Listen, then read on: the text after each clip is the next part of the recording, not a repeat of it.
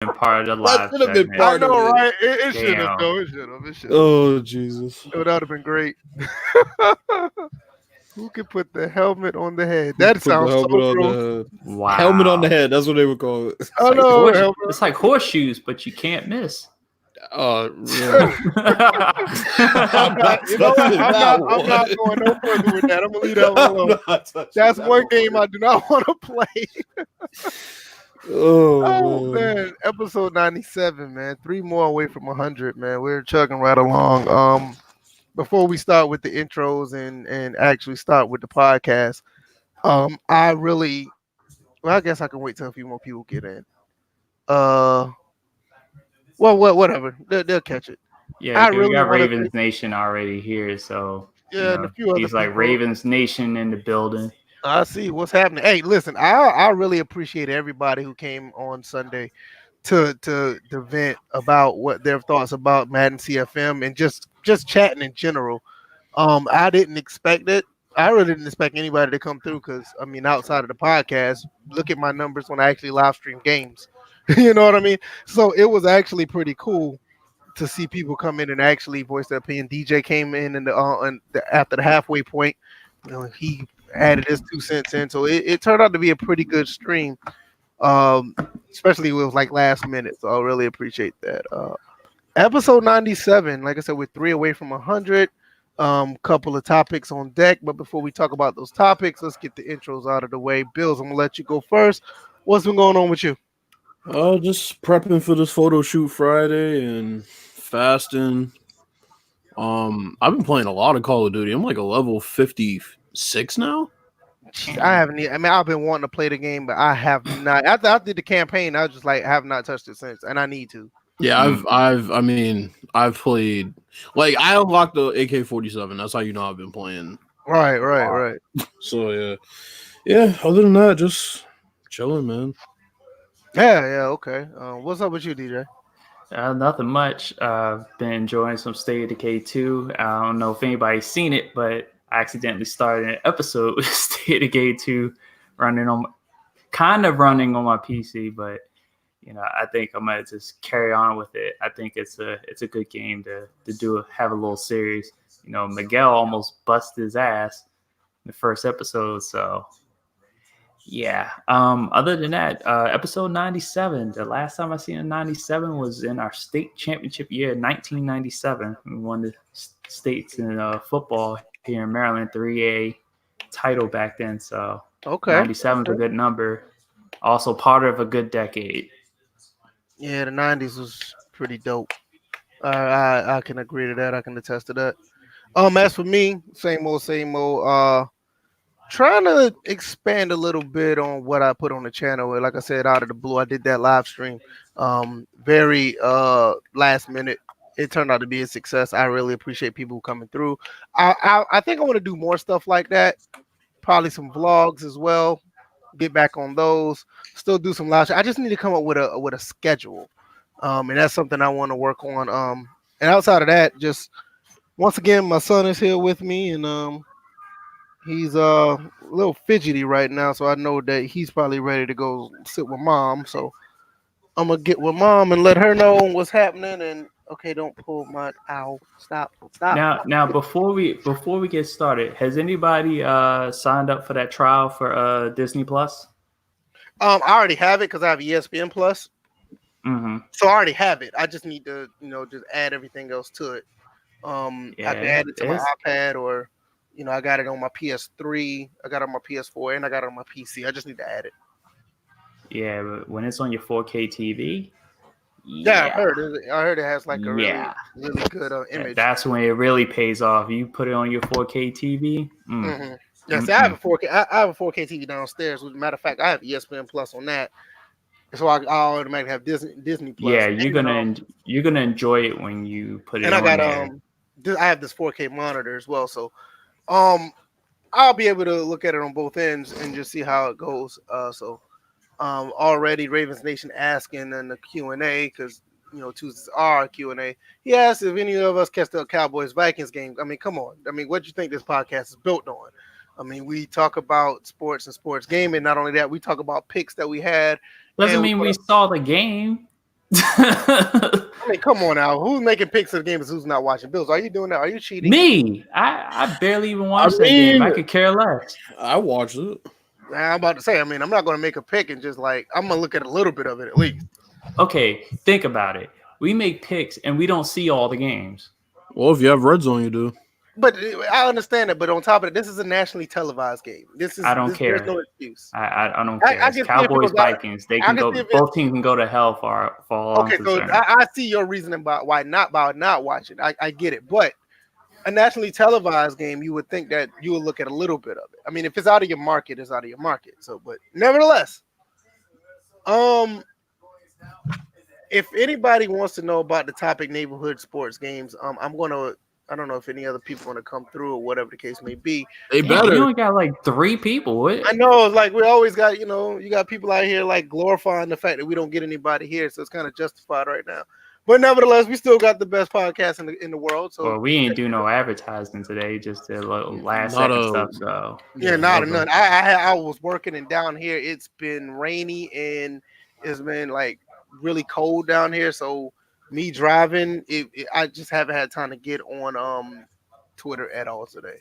But nevertheless, when we talk about neighborhood sports games, like I'm pretty sure me, Bills, and DJ pretty much going to talk about what games we played growing up and with our friends. And we want to add, I know, son, I'm gonna take you downstairs in 1 second. And I guess we're going to talk about our experience with that. Also, college playoff rankings, they're kind of jacked up a little bit. Kind of weird how some teams moved in what area. So I want to talk about that, and everything else is just basically Q&A. So if anybody comes through with a question, it is what it is. Any one of these 2 topics I want to start with, it's totally up to you guys. I don't care. But for the most part, let's just get it started. You guys can pick. Can we get this Astros topic out of the way? I thought we was gonna wait to Thursday for that, but it's no. I actually that is actually breaking as far as the Astros because I know it's fine with me. I mean that's it's whatever. I'm not gonna say I'm not interested, but I'm just not surprised that teams are cheating. That happens in every sport, but I wouldn't say. I'm like baseball. I'm almost certain that every sport you have some team cheating that just haven't got caught. Well, here's the thing. I'm not poo-pooing the story or what. Well, you pretty much just did. I'm not doing it, but I'm just not surprised. I'm just not. Yeah, if you ain't cheating, you ain't trying. I've always learned that when I was playing. Well, with baseball, there's always some sort of gamesmanship when it comes to picking up signs, picking up like people paying attention. But I think with the way baseball has become more modernized, people are using more technology to enhance what they already do. Steal signs. I'm like. The old trick used to be if you're on second base as a base runner, you could signal the batter the signs what pitch was coming. It's kind of like an enhanced version. Basically, what they're saying is that in 2017, the Houston Astros. I'm gonna take K downstairs. He is dead tired right now. Gotcha. Yeah. So basically, what's coming out is that the Houston Astros. Oh wow! When Obi-Wan Watson tunes in, hey, what's up, Obi? We're talking about your team. That in 2017, when they won the World Series, it was during that year that different teams reported that the Houston Astros were using more than the standard for trying to steal signs and catch, tendencies and stuff like that. So there was a video that was pointed out by one of these YouTubers, I think it's John Boy, he goes by, in which it was a footage of a Yankees pitcher. No, it was a Chicago White Sox pitcher. I forgot his name. Was pitching, and it was like an 8th inning. Every time that the catcher signaled for a changeup, you heard 2 loud bangs coming from the dugout. So, and this happened in the course of this at bat. Batter eventually, I think he lined out or he flew out. But the fact that was the first sign of, the Houston Astros were catching on to what the White Sox were pitching. So now I'm seeing on Twitter that a former Astros pitcher came out and said that they were definitely using a center field camera to steal signs, because one of the things that was of concern was that how quickly, with nobody on second, base running wise, how quickly the Astros were signaling what pitch was coming. So it's kind of hitting those rings, like, you know, what they said about the New England Patriots filming other teams' practices during their Super Bowl week. So, Bills, as far as that is concerned, what are your thoughts?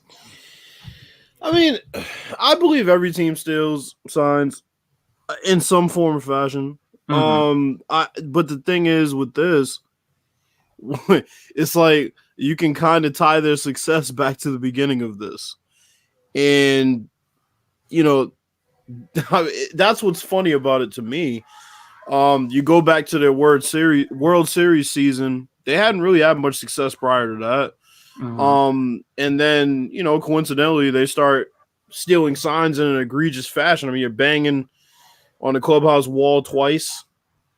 And, you know, even, and then, you know, there's going to be the baseball purists. Well, they change the signals every game.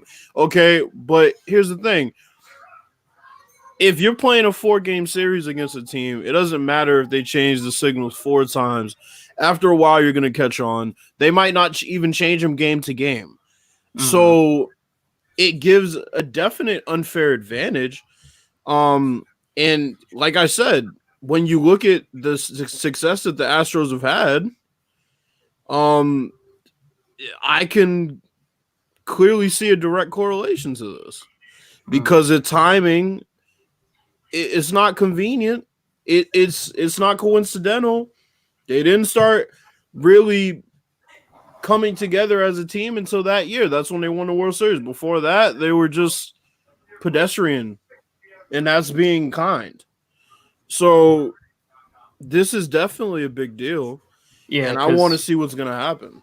Yeah, because one thing that came out, and Strasburg even pointed this out during the World Series, that he actually went to a tactic to where he falsely tipped his pitches to the Astros. And it was just like, well, it's almost like, I would say it'd be the equivalent of people who camp in Call of Duty. It's like, how do you counter people who camp? Some people go and hunt for them. Some people change their tactics.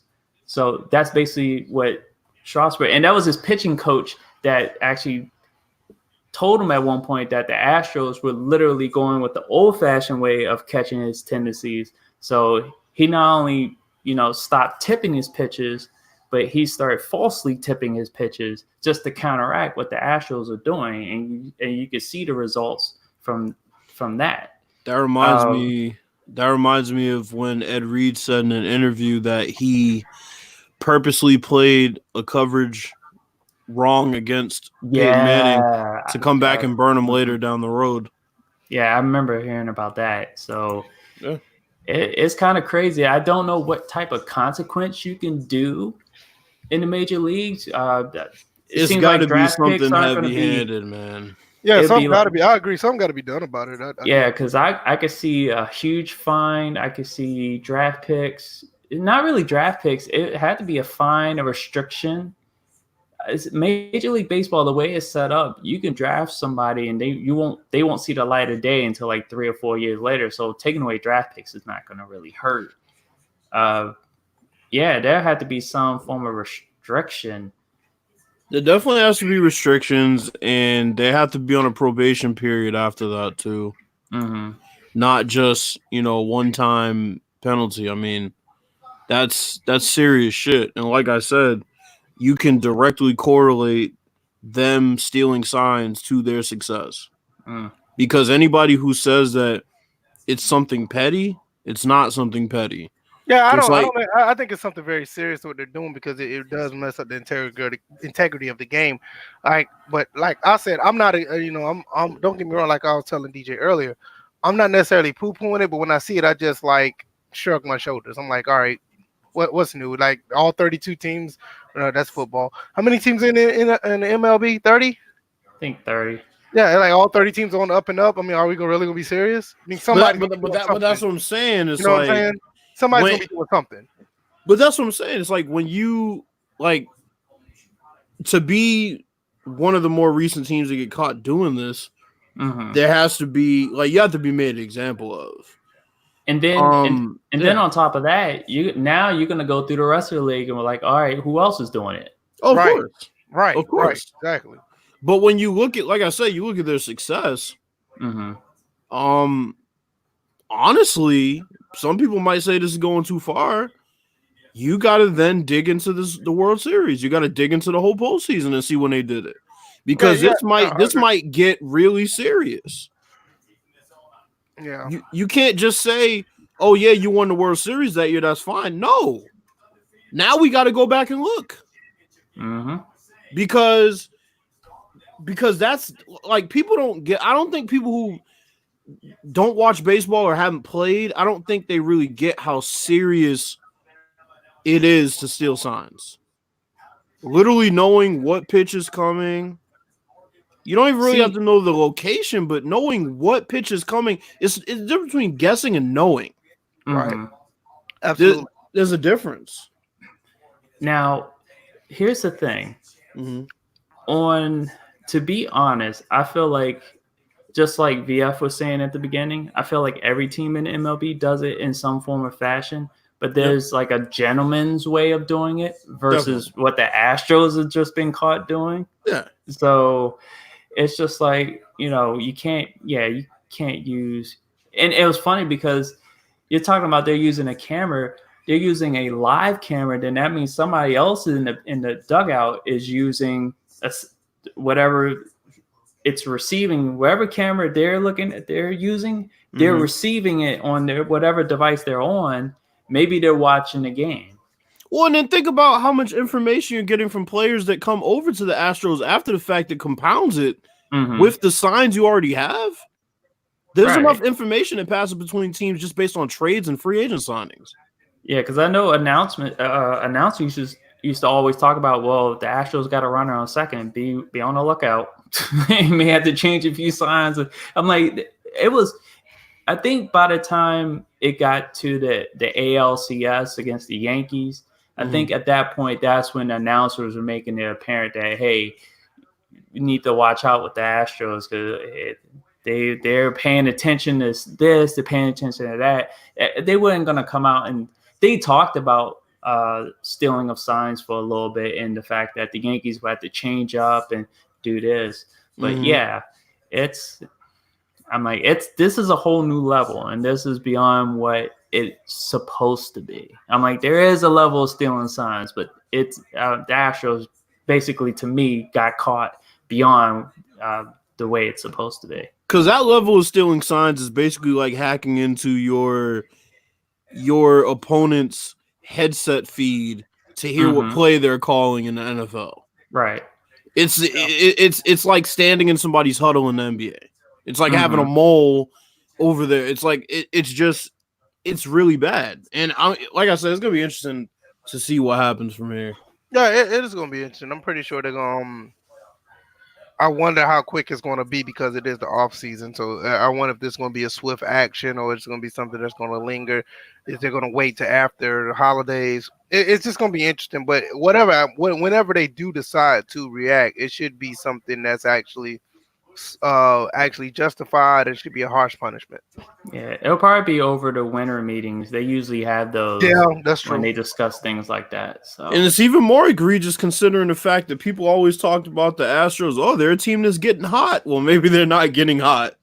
And the funny thing maybe they're catching on. You look at it, then again, you go back to the World Series.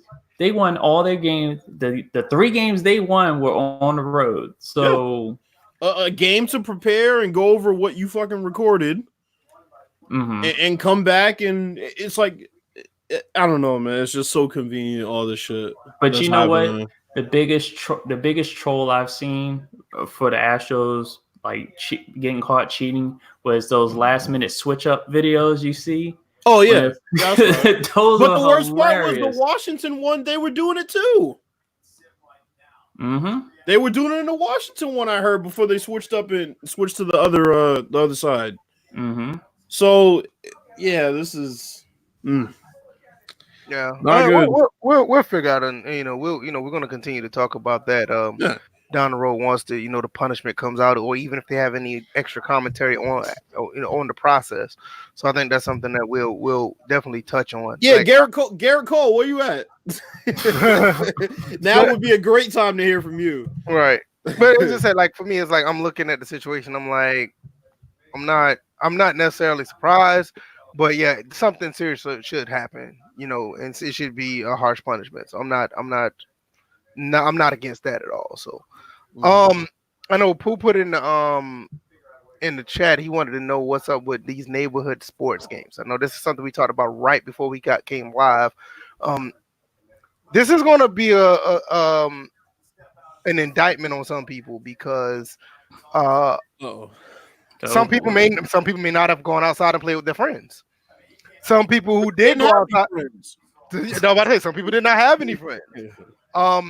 Bills have seen my Facebook page. I don't talk about my Facebook page much, but Bills know. I'm not sure if DJ has, but Bills have seen my my cover picture on my Facebook that I had back in a while back. I'm not trying to beat my chest, but I have a lot of guys I grew up with, a lot. Mm-hmm. And we did a lot of, playing basketball and football. We had our own personal games that we played as far as football, basketball, baseball. We had our own set of, neighborhood rules to those games. So I thought it'd be interesting that if anybody else had that same experience, what type of football game did you play with your friends? Or what type of basketball game you play with your friends? And what kind of, neighborhood rule you had to make the game interesting? Like for me, and I mean, just for example, I'm not just gonna say for me, I'll get to that later. Just for me, I feel that everybody's played, for example, a game of 21. We know what that is. Yep. We all, have played, other games similar to that in other type of other sports. So I'm actually kind of curious to that. But do y'all want to jump into that first, or do y'all want to talk about these? Yeah, let's jump into that. Okay. Pooh, he literally just explained that it was real life. Pooh never went outside. Well, you did say this was going to expose some people, and he never went outside. So talking about video games, right. So you said you want to jump into it. I'll let you go first. Okay, yeah. Let's see. Well, I can't say the actual name of this game, but we played a version of football where it was basically free for all. We would throw the ball up in the air. Whoever caught it, everybody had to tackle him. Kill the ball carrier. Yeah. Let me tell you, this is what we called it in my neighborhood. We called it pick 'em up, bust 'em up. So that's what it was. We called it something else, and I can't say it on here. You'll get banned from the service, especially since YouTube just changed their terms of service on that, and they're talking about walking a tight line between kid friendly and too adult. I'm like, oh no, I can't even see that now. Pooh, you're killing me. Pooh, you're fucking killing me right now. Manhunt? Man, you mean hide and seek? Let him explain that in the chat. I'm curious to what that means. But we used to call that, like I said, we used to call that pick 'em up, bust 'em up. We used to have like 30 of us like in an open field, and we'll have like certain areas of the field which would be a touchdown. And what you do is like basically you catch a fair catch. I mean, you catch a punt. You throw the ball in the air like you're catching a punt, and as soon as you get it, you better know how to run. Yeah, exactly. Run, dodge, do everything, break tackles. Yeah, and then my friends, they it wasn't just like one person attacking you. That's it. No, there was a pile up that had to take place. That was the other part. There was no one man tackle. You were done. You were done. I remember that. Let's see. We played 50 was a modified game of 21. Yeah, I had that one on my list. Let's see. I played dodgeball, played kickball, King of the Hill. We actually had a hill next to a playground, and it was more or less play. I wouldn't say play fighting. It was actual like wrestling. Like we literally, like not like fake wrestling. We literally were like trying to throw each other off this hill, and and it was just like that's all you did. We struggled with each other. Like some people got picked up. I remember one time I got picked up because I was really small back then. Right. Still kind of small now, but I got picked up, and he was getting ready just gonna toss me off the hill, and then somebody hits him, and we all go falling off the hill. Oh shit! So Jesus Christ, we had that hide go seek, freeze tag, trying to figure out. There was trying to figure out another game. We used to play. We did play soccer in the neighborhood. Right. We did play baseball in the neighborhood. Now I got some of the weirdest things, like games that we played, but the weirdest rules when I get to mine, it's gonna be really weird. We played Foursquare, hopscotch. Trying to figure out what else did we play. Oh, and now I'm gonna tell you the fights that we had. Oh my lord. Oh god. Oh, you're bringing fights into this? Man, let me tell you, rest in peace, my homeboy, man. Me and GP fought so Damn, many you killed somebody? Huh? I'm just joking. You said rest it. You was like, No. I know you did. I'm pulling. Bill's know what I'm talking about. My friend, he got gunned down last December, and me and him had a lot of fights, but we'll get into that. It just brings back memories. Go ahead and finish. Yeah. I think kill somebody. Well, you was like some fights, and then you was like rest in peace, and the next I was like, it was an opportune time to be like, oh, you killed somebody, right? just kill somebody, just caught a body. I'm trying to figure out. I know when the pools were open, we played Marco Polo. Yeah. Of course, played basketball in the pool. See, we had a basket above the pool area. Volleyball. I'm trying to figure out, is there anything else? That was pretty much it. All I can think of, all the neighborhood sports we played. I played with a bunch of my friends, and yeah, we did get to fighting every now and then. I've actually hit a couple people with a baseball bat. So. Yeah, man, listen, not only the fights I've been in, but fights some of my friends been in. It's just been really, really crazy. I'm gonna look at a couple of these guys in the chat. I know Neff1 put out, he said we called it blank away to put it, but that's what we called it. I guess that's the football game he's talking about that we was playing. I know Pooh actually came to a senses. He said, yeah, that's literally my childhood game summed up. That's what we about all we played. We didn't play two-hand touch either. We played two-hand touch, but I'm gonna give you a reason why we did. Oh, we played. Oh, wait a minute. We played in our parking lot. Yeah. I'm gonna give football. I'm gonna give a reason why we end up playing two-hand touch. Some people got hit into the cars. That was fun. We got into a park and played football tackling. I mean, I think everybody played tackle at one point. Is anybody else? I don't see anything else. Bill, do you want to go with yours? Yeah. So DJ brought up 50. I don't know if people know what 50 is, but basically you're going up with your points scoring by 5. And then once you get to 50, you hit the 50 shot. And you pick a person. Yeah, and then you start picking people. Now I don't know about y'all's neighborhood, but in my neighborhood, you could pick everybody at once, which was, of course, my try hard ass. That's what I would do. I'd pick everybody and be like, fuck it, I'm calling everybody out. But yeah, so once you eliminate everybody, basically that's it. You win. Yeah. But the thing was, there was something called taps. Now, a two-hand tap. I remember two-hand tap. I remember that. So this is gonna get kind of complicated for people who haven't played. So a two-hand tap, when you didn't have 50 ice, was you went back to 0. A one-hand tap, which basically is catching the ball coming off the rim, it's basically a putback without the ball touching the ground and without you landing. Yeah, right.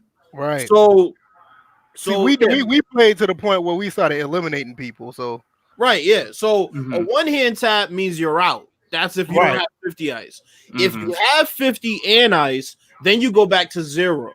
But you guys explained to him what ice was. So ice basically is, you get 50, you go and take a shot from basically half court. You know, that's basically what it was for us. You take a shot from half court and you get ice. So, you know, you could tell it was really a chess match about having good shot selection. That was the one thing that encouraged defense was right. taking a bad shot, and then you're like, oh shit, this dude. There's always that one dude that's like great at taps but can't score for shit. So that was the thing. It was a really fun game. Now 21, I consider more of a skilled game. Yeah, it was. I agree. You definitely got to put points on the board. You're not just making people's points disappear. Now, a lot of people, they would have the 21 shot and then you win. Me, I would have it where the 21 shot, I say, fuck it. No, now you got to call people out because you don't just make the 21 shot and that's it. Now, of course, you go back to 13 if you miss the 21 shot. Which, you know, isn't the worst. But like I said, I had it where I'm like, nah, we got to call people out. So that was that. We played King of the Court, which is basically one-on-one. It's a one-on-one tournament, up to 10. Right. We played 7-on-7 with a lineman, which was kind of interesting to play football 7-on-7 with a lineman. You know, just one lineman, one D lineman. You get one blitz every 4 downs, et cetera, et cetera. And then if we were playing tackle football, it's pretty much the same, except because you're running the ball a lot more, you didn't have to run it once. Like we have rules like you have to run it one time out of 4 downs. You could count a reverse, like a quarterback, like a wide receiver reverse or a running back pass or anything like that. That would count as a run. And then 2 completions is a first down, just things like that. We also played Kill the Runner, which y'all talked about. Yeah, same thing. That's what Ravens asked about. Did we play Throw 'em Up, Bust 'em Up? That's the same thing that we were just talking about earlier. Then we played another thing called Goal Line, where basically it's kind of like the Oklahoma drills. Your opponents are a D lineman and a linebacker lined up over their D lineman, and you are the running back, and you're basically lined up over your center. And we put the ball at the 5, and boom, you got to score. And we would set cones if we had cones or maybe people's backpacks. That's a ghetto way of doing it. And we will make it real slim. And if you went outside of those barriers, then obviously, you know, you're out. You lose. So those are the games we played. I mean, Ding Dong Ditch ain't a sport, but we played that shit a lot. We did that to be stupid. I remember that. You know, baseball. We'd have invisible men on second base and stupid shit like that. It was the dumbest thing ever. Fucking invisible. Like we thought we could simulate. Oh well, you know, we don't have enough people, so invisible man on second base. Just know I got on base at some point. It's like it's stupid shit. That's what you do when you're kids. But yeah, I mean that's pretty much it.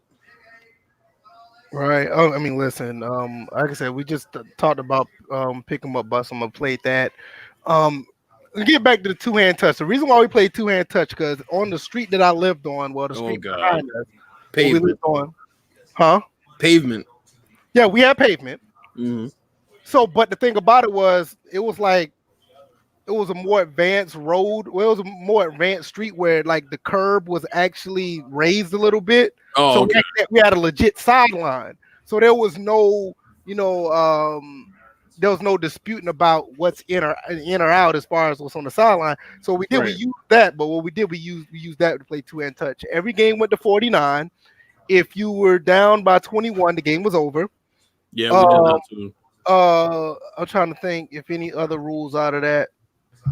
No, that's pretty much. Oh, we had one rule, like if you pick the ball off, if you intercept the ball and you scored, you get the ball right back on kickoff. There was no we kicked the ball off to the other team. That's interesting. And we caused the turnover and we scored the touchdown.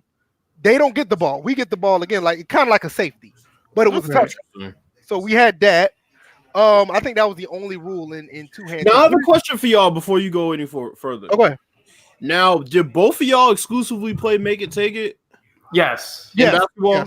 Yes. That was a must. I know some people don't play Make It Take It, which is weird.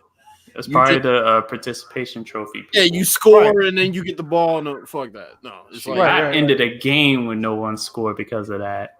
But that's what I'm saying. It's just like, just real quick, I don't want to go on a spiel, but like, you shouldn't get the ball back if you couldn't get a stop. Get a stop, you'll get the ball back.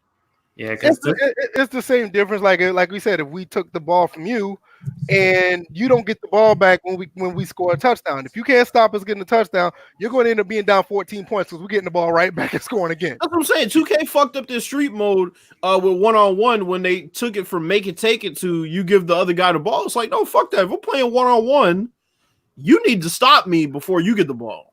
I'm not handing you the ball. Yeah, I agree with that. That was kind of shallow. We played I remember we played baseball, but it was kind of like every man for themselves. Everybody was it was kind of like a rotation. If you was the pitcher, let's say this is how I played. You had a pitcher, you had a batter, and you had a catcher. Mm-hmm. And if somebody hits the ball and they catch the ball in the air, let's say everybody starts off with 3 hits, basically. Mm-hmm. If somebody catches the ball in the air, if it's a pop-up, they get an extra hit. So when it's their turn, they'll get a hit. Also, like if you're the catcher, like say for instance, if you caught a tip foul, you get 2 hits. If you let's see, I think if the pitcher strikes the person out, they get 3 hits. So it was an incentive to be the pitcher or the catcher.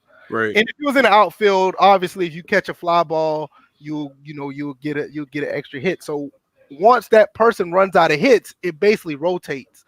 The person who was the batter goes to the outfield, the pitcher would get a chance to hit, and the person who was in the catcher was the pitcher. And it rotated like that until it rotated like that unless if a person ran out of hits and they had to call it out in front of everybody, and the first person who called it, they get that position. Like they'll call out pitcher or they'll call out catcher. Right. And like say for instance, they can't rotate. The pitcher and the catcher didn't rotate because I had it backwards because the pitcher will go be the hitter, and the person with the catcher would go in the outfield as well, along with the batter. So you had to call out what you wanted to be next, but it was an incentive to be those positions. Right. We also played. We had our own version of Frisbee. I can't remember the rules of all that. We also played what else we played? I remember we had our own version of soccer. I didn't play soccer. My friends played soccer. Wall ball, like Doug Thomas said. I know from friends I know that played wall ball. I played a few times with them. What is it exactly? Wall ball, from what I remember, is kind of like tennis, but you're using your hand. You hit the ball up against the wall that's over a line, and if it's over that line, it's basically like you're hitting the ball to your to the opponent over the net. Yo, you just reminded me of something. Y'all ever play Foursquare? Yes. Yeah, matter of fact, I think that's one of the games I called out. Yeah, I think you called out. Yeah. And the other one was taps. You remember that one? So basically, y'all are throwing the ball, and you have to catch it in the air and throw it before you land. Okay, so people would start throwing dumbass. I'm gonna tell you why we ended up. I'm gonna tell you why we ended up playing that. We ended up playing that because of the older guys in the neighborhood would take the fucking basketball court and wouldn't let us play. They want to play full court, so we couldn't play. So we had to play this thing called taps that you were talking about. When we're in the street, just throwing the ball up and down. The shit was hilarious though. It's like dudes would be trying so hard they throw dumbass passes, and then you got to run. Right. You got to catch it, and your feet can't touch the ground. Yeah. I remember all of that. I'm trying to think if there's any other game that I do remember playing. That's pretty much it. Cause we mostly played basketball, football, and baseball. Obviously we played 5-on-5 full court at the time. We also played stick ball, same thing as baseball. We had our own version of baseball. Outside of that, I mean, there was plenty fights with me and my friends. Boy. Gee, like I said, not too many people. Don't even worry about my Facebook page. I'm barely on there. DJ and Bills, they are friends of mine on Facebook. But I had it. I think I put it up on accident looking at Facebook. I think I made it my profile picture, me and all my friends on Mhm. accident. But we all played. We all played, and it got heated. My friend GP, I think the picture that I put on it now, that was at his funeral when we all took a picture. Mhm. This motherfucker was relentless. I mean, there were times where he gets mad. And it was one time I was whooping his ass in football because he was covering me. And at the time, I thought I was going to be a receiver. And, I mean, I play defense mostly, but I thought I was going to be a receiver. I was burning him over the top. Right. Catches over, mossing him, doing everything. He gets mad. This motherfucker picks up a stick. Oh God. He hits me over the head with it because he got tired of getting his ass whooped. So, I mean, me and him had fights over that. I got another friend that's in the picture. He's on the far end. If you see my Facebook page now, his name is Tyrone, skinny guy. He got mad at me because just being competitive. Me and him ended up fighting for like 10 minutes. We both put knots on our head, basically punching each other out. I'm trying to think. I literally one time I got jumped by a group of dudes because I was too good. Oh God. No, I'm serious, man. It was like it was rough, man, in my neighborhood. I mean, I'm not saying that I got into, I had the roughest neighborhood in the world in Jordan, Right. but it's like it was tough, man, because like I got jumped because his little brother, I remember his name was Troy. Little brother was mad because he kept getting he didn't want to play against, he wanted to be on our team. But we just didn't pick him. So he gets mad and he pushes me down on the ground. So I whoop his ass or whatever, beat him. Right. About 3 days later, we're playing again. His brother comes around, jumps me, beats me up. Him and his brother beat me up. So, I took my lick, but I had to get my shit back. I waited about a month later, caught his ass flipping, beat his ass too. And, I mean, it was just, I mean, that's just how it was. I mean, I wasn't the best fighter in the world. I mean, I took my licks too, Right. but this is the type of things that we dealt with. It was highly competitive in my neighborhood. I mean, it was a lot of guys who really wanted to play ball, and I just wish we really did take our talents to the next level, because there's a lot of my friends that was really talented at playing sports. They just never took off at doing it. So, Bro, I'll tell you what was funny, man. When me and my cousins were little and we would go outside and there would only be 4 of us, and we'd play football and it'd be one receiver, one quarterback. That's it. That's where you I become a remember man. those games. That's where you become a man. There's no somebody else get open. No. Like literally it's you moving the ball up the field or up the street. Oh, I remember. Pelican man came up with a good one. Home run derby. Let me tell you what we did, right? This is a game. We never did that. No, let me tell you, because it kind of branches off the baseball game that we played. What we did was, everybody couldn't hit that well, but we had like an area like behind these apartments that I used to live with. They had a gate in this big field. So what we would do is, even though we'll push the field a little bit shorter so everybody would have a chance. And we would do stuff like that. Like we'll try to hit them over the gate, and whoever got the most, I think everybody pitched in, like 50 cents or whatever. Whoever won, we went to the neighborhood store and bought them something. We do, we were fighting at times, but we also did good things for each other. I mean, we were friends. So right, it was stuff. So we did stuff like that. So Pelican man came up with another good one that we did. And I remember one time there was this kid. He lived on my cousin's street. Like I stayed over my cousin's house because I'm an only child, so I stayed over my cousin's house. They were right around the same age. And there was this kid, Shane, fastest kid on the street, right? Every time we would race, this kid would smoke everybody. But he was one of those kids that were fast, but they weren't really good at football. They weren't really good at sports other than track. So there was one day, like this kid, for some reason, would always give me trouble when we were playing football. Like, he's just faster than me. And if he just happened to catch the ball, it would be a score because he was just fucking fast. There was one day, it was literally like, I think like, let me see. It was like 40, it was like 42-42. This was like the game. and we got down to like I can't even give you yardage because we were going by cars as far as like yardage, but like it was literally maybe 15 yards to the score, to the touchdown, and I got this kid on a streak, and my cousin threw the ball up, and I literally did the Randy Moss catch where he caught it on Revis one-handed and plucked it. I did it to him, and I'm like, yeah, you cannot fucking torch me anymore in this field.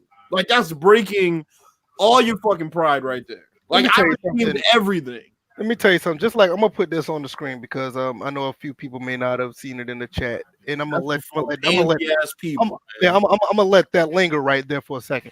But this is the type of stuff that I'm talking about. Like when you played sports back in the day with your friends, this is where the competitive side of you was brewed. This is where it came from. Yo, we got 2 dislikes. What the fuck? Like you weren't one of these guys that was just you didn't want to be the pushover. You didn't want to be the last one to get picked. You didn't want to be the one that got talked about because of the fact that you couldn't play as well as everybody. These are your friends that you're gonna have to look in the eye every time you go play sports. If they know they can abuse you on the court, on the field, they're going to. Bill, this not fucking mercy, man. This is not even the fact that you got to see him when you're playing sports. You got to see him when you go.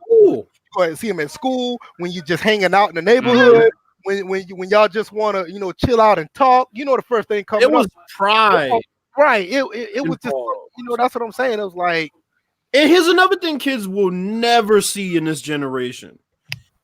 If you didn't get picked, you didn't get picked. There was no include everybody. No, motherfucker. Yeah, if you didn't get picked, you sat on the sideline and thought about how you could get better. And make them motherfuckers never leave you out again. I have a friend of mine. His name is Walter. He lives in Cleveland right now. Me and him grew up together. He was in the military. Thanks for his service. He's been to Iraq twice. Goofy as can be. Don't get me wrong. He was so discombobulated as far as actual sports. Very intelligent. But he just never was the type to actually grasp hand-eye coordination. Mm-hmm. But let me tell you one thing that he was good at. He was taller than all of us, but what he was good at was rebounding. For some reason, he can't shoot, he can't dribble, he can't do anything else, but the motherfucker would try his best to jump higher than anybody to get rebounds. So what he did was, we're not going to pick him because of this, this, and this. He found a way to learn how to box people out and rebound. So part of his niche. Once we realize what he can do, okay, we're going to pick people that we know that can do this, this, and this. Yeah. He's going to be the guy that's going to be our rebound man. And he helped us win games in the neighborhood. Bro, I was always the youngest in the group. I got used to not being picked because I would be 9 and everybody else would be 13 to 15 years old. I would have to get better to the point where they would never not pick me. Because that's just, I dealt with that a lot. Like, fuck, I'm always too young to do anything. I'm always too young to play football with them. I'm always too young to play basketball with them. And, like, once you get over that, once you carve your niche, even if you're a guy who can't do everything well, even if you're a guy who can just pass well, even if you're a guy who can just rebound well, like you said, VF, you have to figure out a way to carve your niche and be like, yeah, we can't leave this guy out of the game, even if he just does this one thing well. Because back then, if you sucked, you fucking sucked. I'm sorry. Nobody was going to apologize for not picking you. And it's like, if somebody brought their little brother, they were going to say, pick my little brother. No, fuck that. He sucks. He knows what it is. Go and sit on the sidelines. You can watch us play. But these days, it's not like that. Everybody got to be included. Why'd you leave little Johnny out? It's okay if he can't play. You should teach him how to play. No, fuck that. You need to man up. Get better. You don't get chosen. That's like if you go to a job interview and there's 4 motherfuckers there for one job. We'll just create more. No, fuck that. There's one job. All 4 of y'all motherfuckers are fighting over it. That's real life. Or you could be like, or you can have that scene that played out in The Dark Knight where he breaks the bat and just in pieces. It was like, we only got one spot. Y'all figure it out. That's it, bro. But it will never get back to that because people are just being raised to be soft these days. Kids are being raised to be soft. Right. Everybody has to get included. Back when I played, like, okay, I'll give you another example. Pop Warner. Like, they had a bunch of different levels to Pop Warner.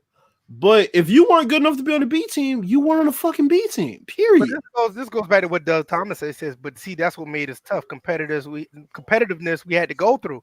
Like a lot of people like that grew up.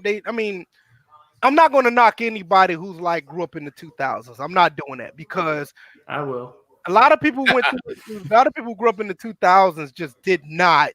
They don't really go outside and play like that, like we used to in the 90s. Yeah. That's just how it is. I mean, things change, technology change. People rather be on iPads or people rather be on TVs or computers. I mean, that's just what it is. But at the same time, it's like this is the type of stuff that makes you not what Bills was talking about. Yeah, you know what I mean, these kids are in gym class these days, and the gym teacher's forcing them to be picked. And then you know what happens? They don't get past the ball. Then he goes and bitches about that. Then you got to pass him the ball. Then you got to let him shoot. Fuck that. No, you're not funny? Good. I'm trying to win. Sorry. You know what's funny?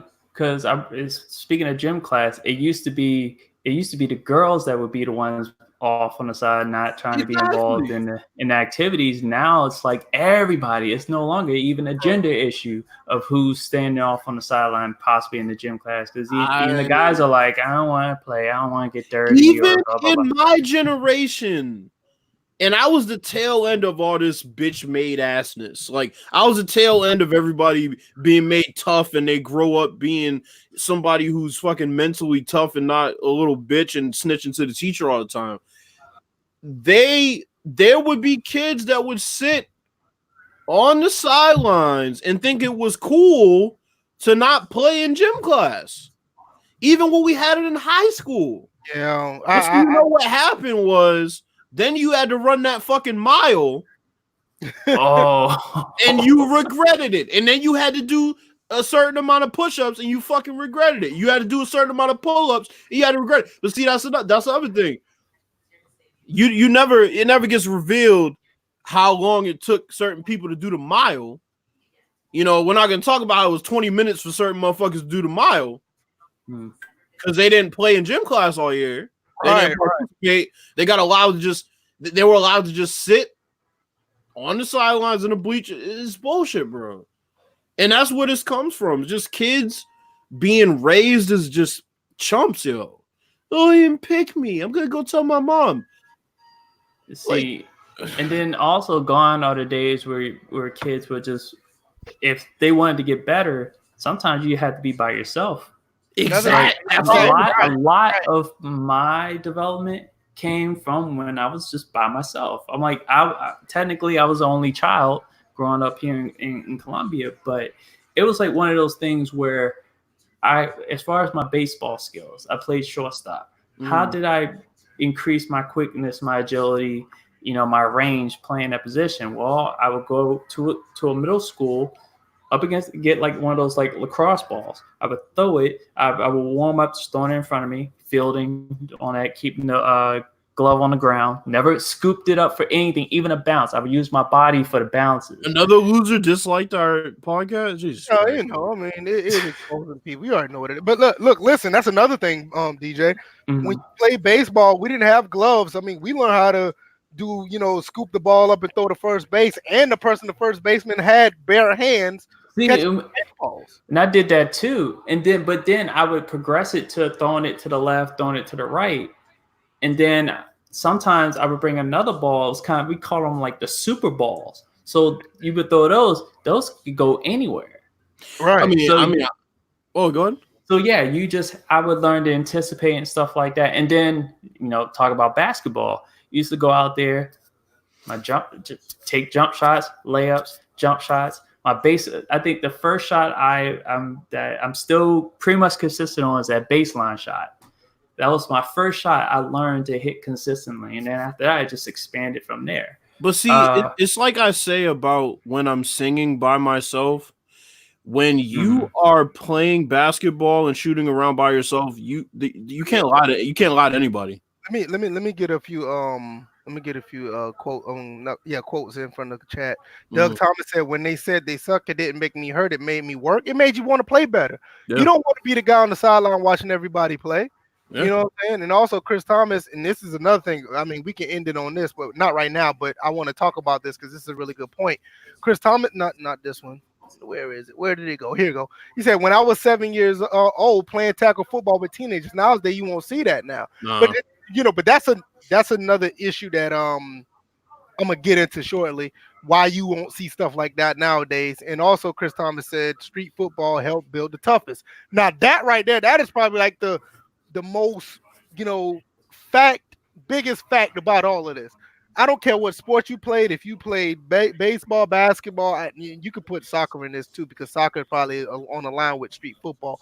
But if you played those two sports in the neighborhood, that built who you are. That especially street football. There's no. And with basketball, it was definitely a difference playing in the suburbs versus playing in the city. Oh, are you serious? I had a cousin that I was playing against in the city, and he played rough. Like, he was bigger than me, and he would constantly throw elbows at me and stuff like that. And it was just one of those things. He was just like, no, the reason I'm doing this, you gotta toughen up. You're small. You gotta be able to last in these games. And it definitely helped me out with playing cats in suburbs. And then I had another cousin that we weren't playing in the city. We were still in the suburbs, but he was 3 times my size and would post me up every single time. I still wound up beating him because I just persevered. Right. But that's how me and my cousins got better, man. We would take the bus. We wouldn't always play at the parks around their crib. Like, we would take the bus to certain recreational centers, and we would play at certain parks in the suburbs just to get a different feel. Man, y'all went to centers. Y'all played indoors. We were playing outdoors. We played both. I mean, I know you played both. We strictly were outdoors. Like, I played rec league indoors, but like all of our games were outdoors. We had to deal with the cold. Like, we dealt with the cold temperatures. Sometimes we played with a little bit of rain, so we had to watch our footing. Yeah, I mean, outdoor was cool, but like, that's the thing. Had to account for wind. I know what Bill was talking about. Like, I know what he's talking about too. Because there came a time when I was living in West Savannah. It came a time when they actually opened up the rec centers. Because at one point they didn't. Yeah. So when they opened up the rec centers, we thought it was cool just because we could play. Okay, we could play indoors now. We can feel like we're more, like, not in the street. Like, we feel like we're more organized. Organized ball. I was about to say regulated. And everybody knows though, when you do that jump outside where you get up really high and land, you feel that shock in your ankles because there ain't no blacktop. And not only that, I mean, me personally, I didn't have the best shoes anyway, so I felt it immediately. So that's what I'm saying. There's no bounce, with that. But when you go indoors, there's a bounce to the court. But I'm gonna share this screen real quick. Let me know what y'all know about this. What y'all know about playing basketball with a basketball like that? Oh, what y'all know about that? We would play with that motherfucker. We would hang a crate on the fence. Like, what y'all know about basketball like that? Into a crate. Now, that's another thing kids these days don't know about. Shooting into a crate with no backboard. Yeah, I remember playing with the we used to take the spokes out of a bicycle rim. Yeah. I used to play on that. Man, I used to play with this basketball right here, man. I used to own a basketball like this. Yo, let me tell you something. You play with that shit in the winter. You ain't getting no clean shots off. That's out of your hands every single time. Right. So it's like, but what Chris Thomas is saying, like, now, like, Chris Thomas, obviously, he's saying this right here. It's like, when hell, he's from Florida, so when we played in the hot ass sun. I'm from the South, so I'm from Georgia. So I know. Yeah, me and Bill's. Yeah, we're up north, so we had the humidity worse. Like, the humidity was worse in our summer because, it was just dry heat, just dry and man. I'm from Georgia, so he's from Florida. I know exactly what's going. It was like the word, but but for us, I mean, like shit, our skin used to get dark because we used to play outside. Oh, yeah.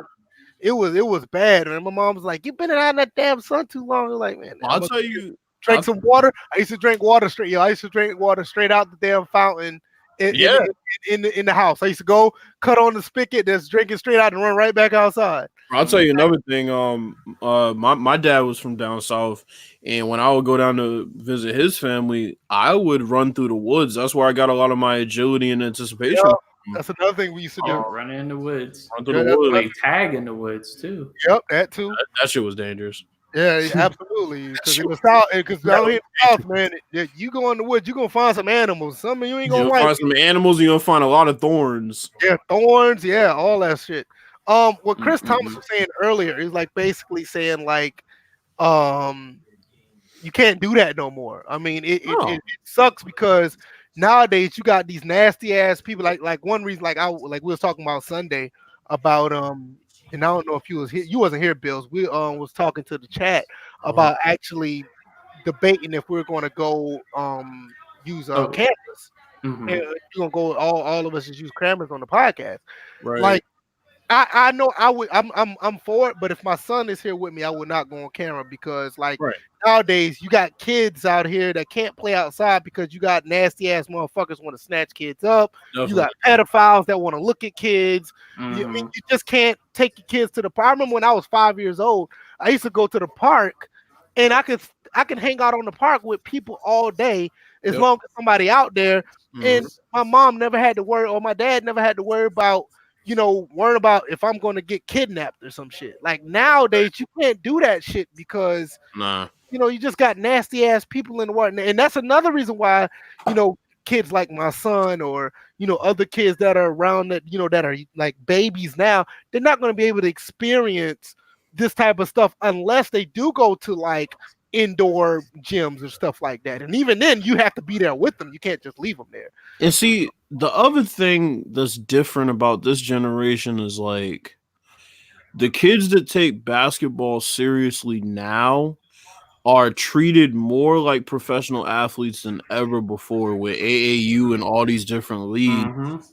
Right. It's treated a lot more like professional sports at a young level when before you were kind of just playing to have fun. You wanted to learn the game, but you were playing to have fun. Now it's like, these kids want to team up and they want to win games because they're worried about recruiting. So you have to win. You can't be a kid that's even 11, 12 taking L's. You can't be. You have to get a team with your friends. Y'all have to go to the best prep school, the best middle school. Y'all have to play AAU, BNBL, which we have here, which is a summer league. You got to play all that. You got to win all those tournaments. And it's like, I used to want to play against my friends. I'm not knocking this generation for not wanting to play against their friends at any level. I get it. You want to play with your friends. It's just a different. It is a different vibe. It's a different aura. Like now you have like the kids that are coming into 6th and 7th grade. They want to play with their friends because they're like back then when we were 6th and 7th grade. I want to tear my friend down. He ain't better than me. We were talking shit, bro. We playing Latin Academy. We're playing Latin school. Oh, y'all getting fucked up. After the game, we can chill, whatever. Go out, have some food, anything. But during the game, this is pride right here. Like this is bragging rights. But see, now friends don't want bragging rights. They don't want bragging rights between them. They don't want to hear about the time they took an L to their other friends.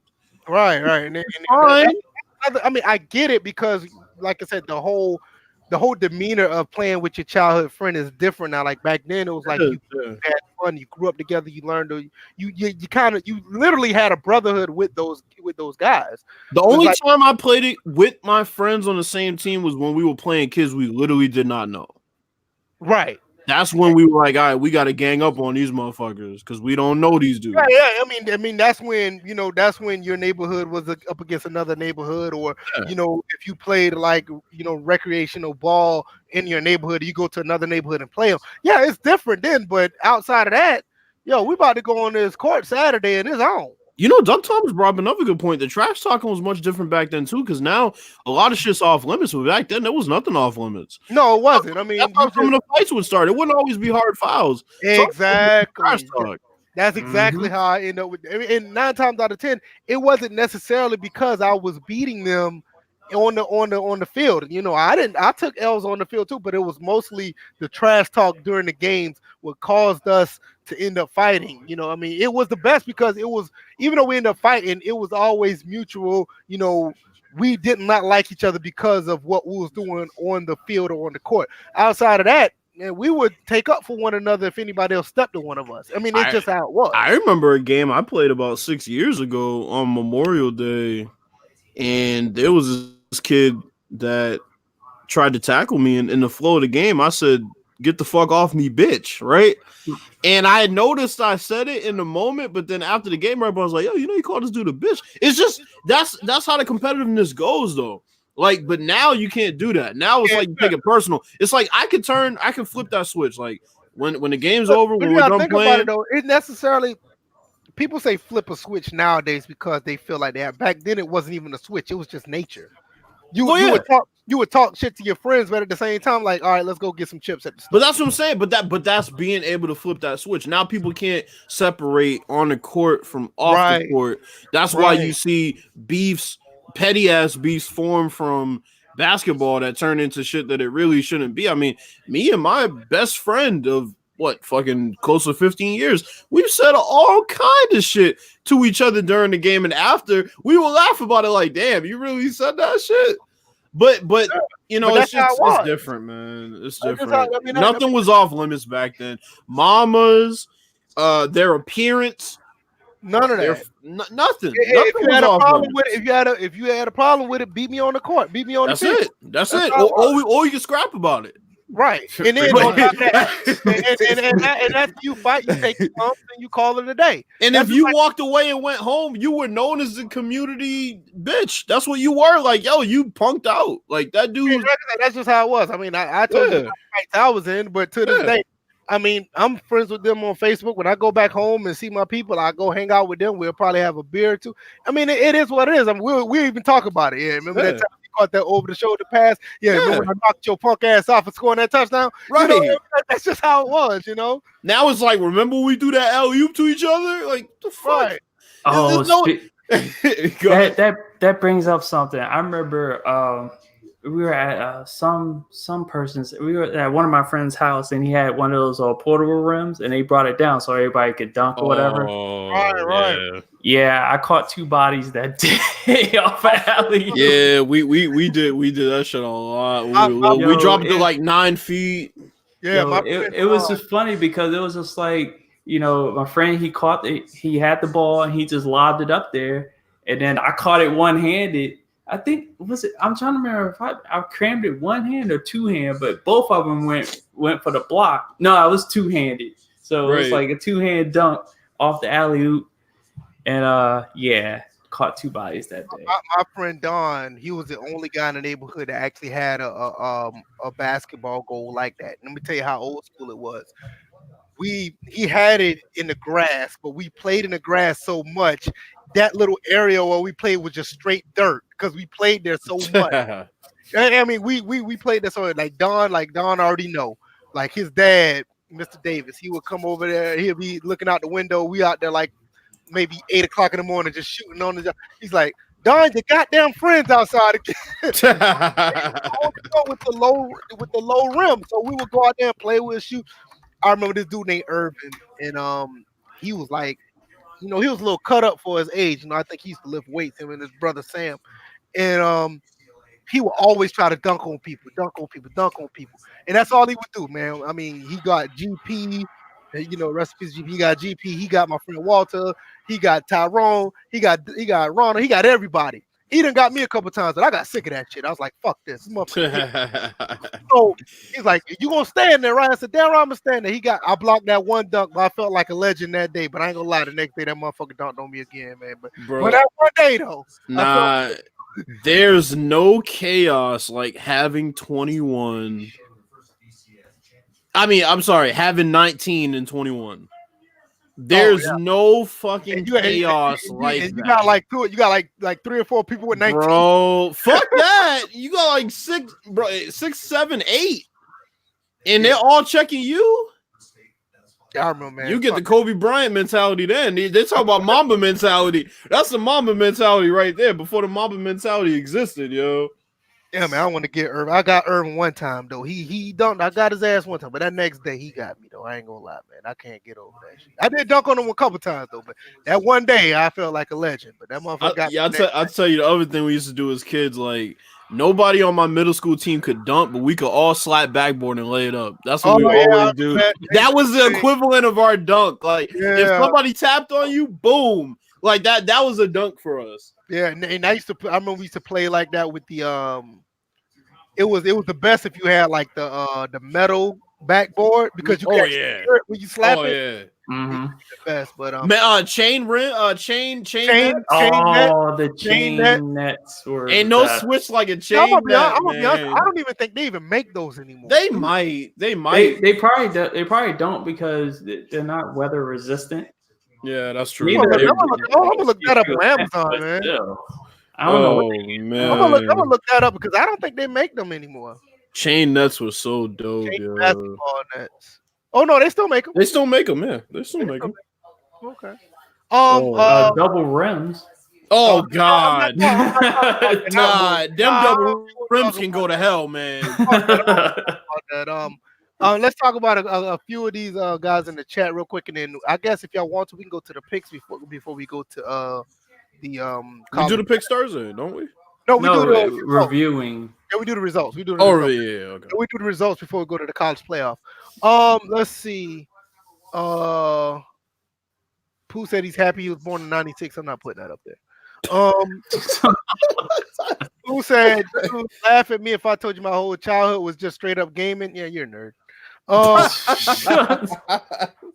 Obi-Wan, obviously, Obi-Wan said times have changed. They have. Yeah, they have. And I see your videos over there hooping with people lacking though. Yeah. With those bum ass. No. We gotta talk about that shit real quick. We gotta talk about that shit. Yo, that's how funny it was.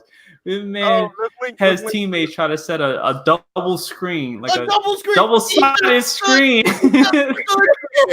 He literally just stood there. I'm bigger than everybody on the court.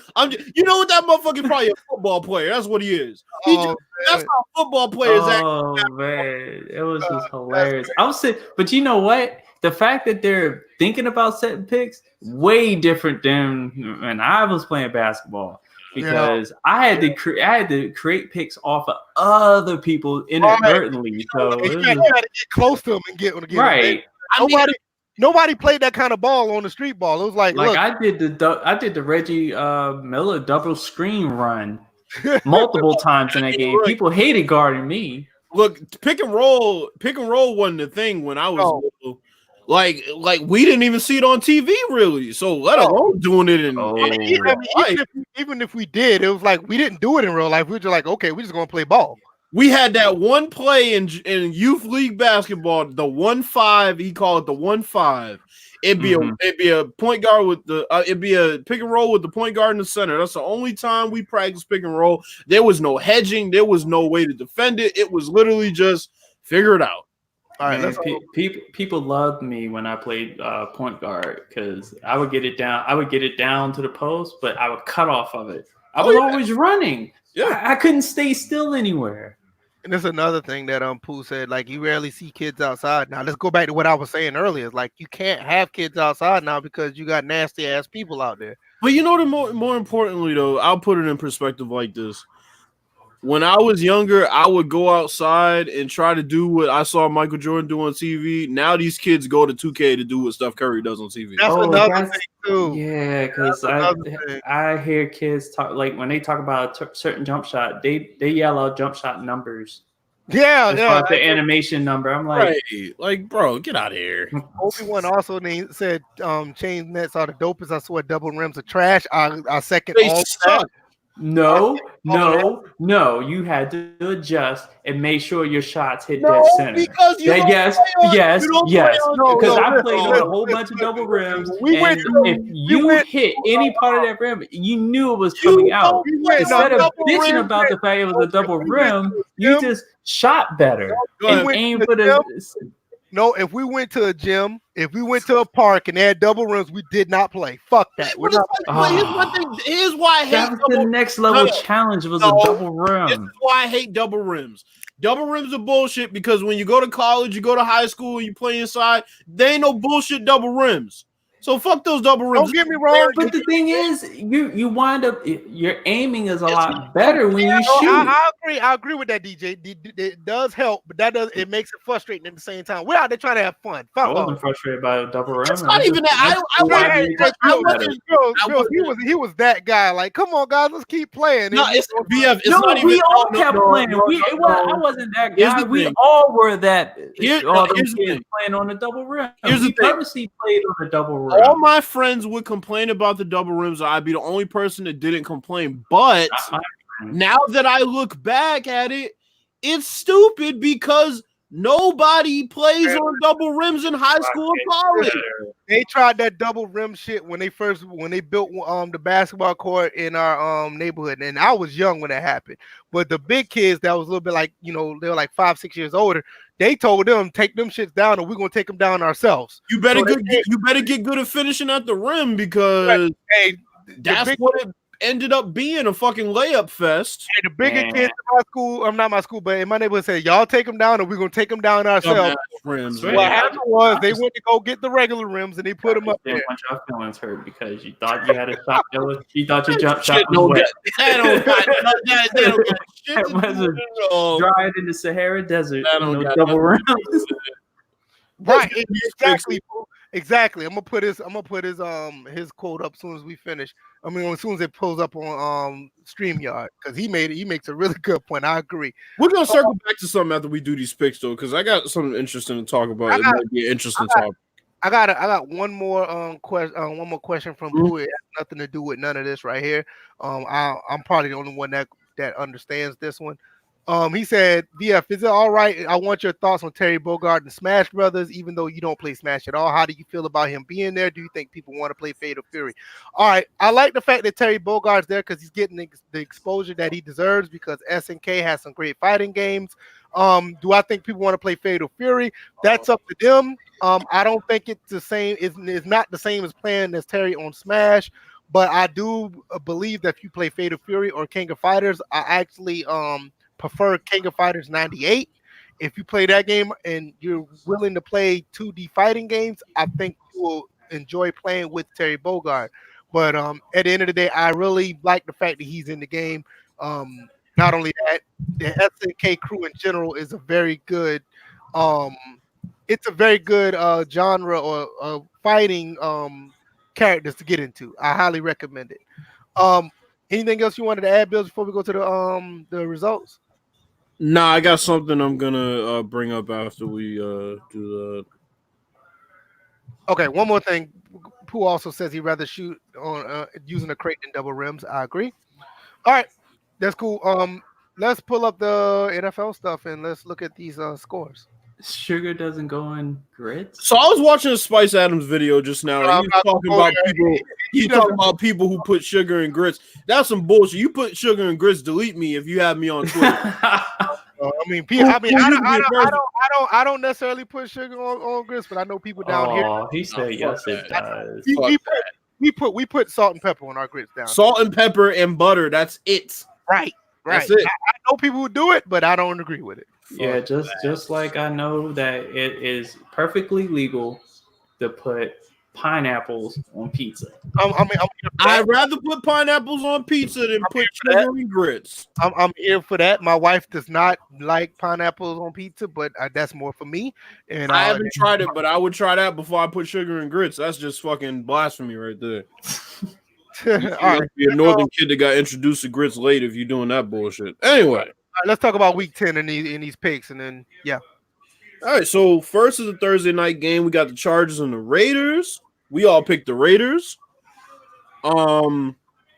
Not really a surprise here. The Chargers just. I'm actually surprised the game was closer than what it was, but the Chargers are playing pretty good football as of the last couple of weeks. So Except for Phil Rivers throwing 3 picks. Oh, fraud ass.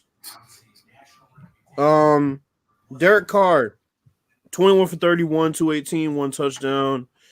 Not bad. I mean, he didn't do anything to lose his team the game, but you know. Yeah, that's all right. That's not too bad. Yeah, so we all had the Raiders. The next game was the Giants and the Jets. DJ is the only one to pick the Jets here. Did I pick the Giants? 34 to 20. Yeah, we both picked the Giants. Oh my god! I thought the Jets won 37 to 24. I mean, that's a lot more points than I thought it'd be too. Yeah, it was actually. Yeah, it was action packed that game. Now, I saw a lot of people hating on Daniel Jones. I don't know where this came from. He went 26 for 40, 308, and 4 touchdowns. So leave that kid alone. He's gonna be fine. The leading receiver was I forgot to do it. Darius Slayton. Yes, Slayton. Yeah, he's a budding star. 10 catches for 121 yards. Demaryius Thomas, 6 catches for 84 yards. That's surprising. And he wasn't even a primary target half the time. No. The next game was the Lions and the Bears. The Bears took this one 20 to 13. DJ was the only one to take the Bears. Listen. I said he tried to change the pick on Sunday. That was hilarious. I tried to change my pick because at the last minute, Matthew Stafford was. I didn't know Stafford wasn't going to play either, so that was part of the reason why I picked him. Dead serious, Bills. Nobody knew because it was 2 hours before game time that we found out that man wasn't playing. It wasn't like we knew at the time we took the picks. So I wanted to change my pick, and DJ said, "Hell no." Mr. Trubisky, 16 for 23, 173, 3 touchdowns. Where the fuck did this come from? Oh yeah, they faced the fucking Lions. But you know what? Though, since Young Noble came in the chat, what's up with these Bears actually playing good all of a sudden? What's this all about? What's up with the Lions having their leading passer and leading rusher being the same guy, their fucking quarterback? Man, Jeff Driscoll, man, he all right, man. Don't do that to that man. He out on the bench. We need Matthew Stafford back. Fucking ruining our picks. I do agree with that. Now, picks, Matthew Stafford played, they would have won that game. But listen, hey, compared to the Bears, that is good. Don't even do that, Young Noble. Don't do that. Don't be one of them fans. Don't even do that. You know what? Don't put the Bears too bad, don't stop it. Okay, so this next one.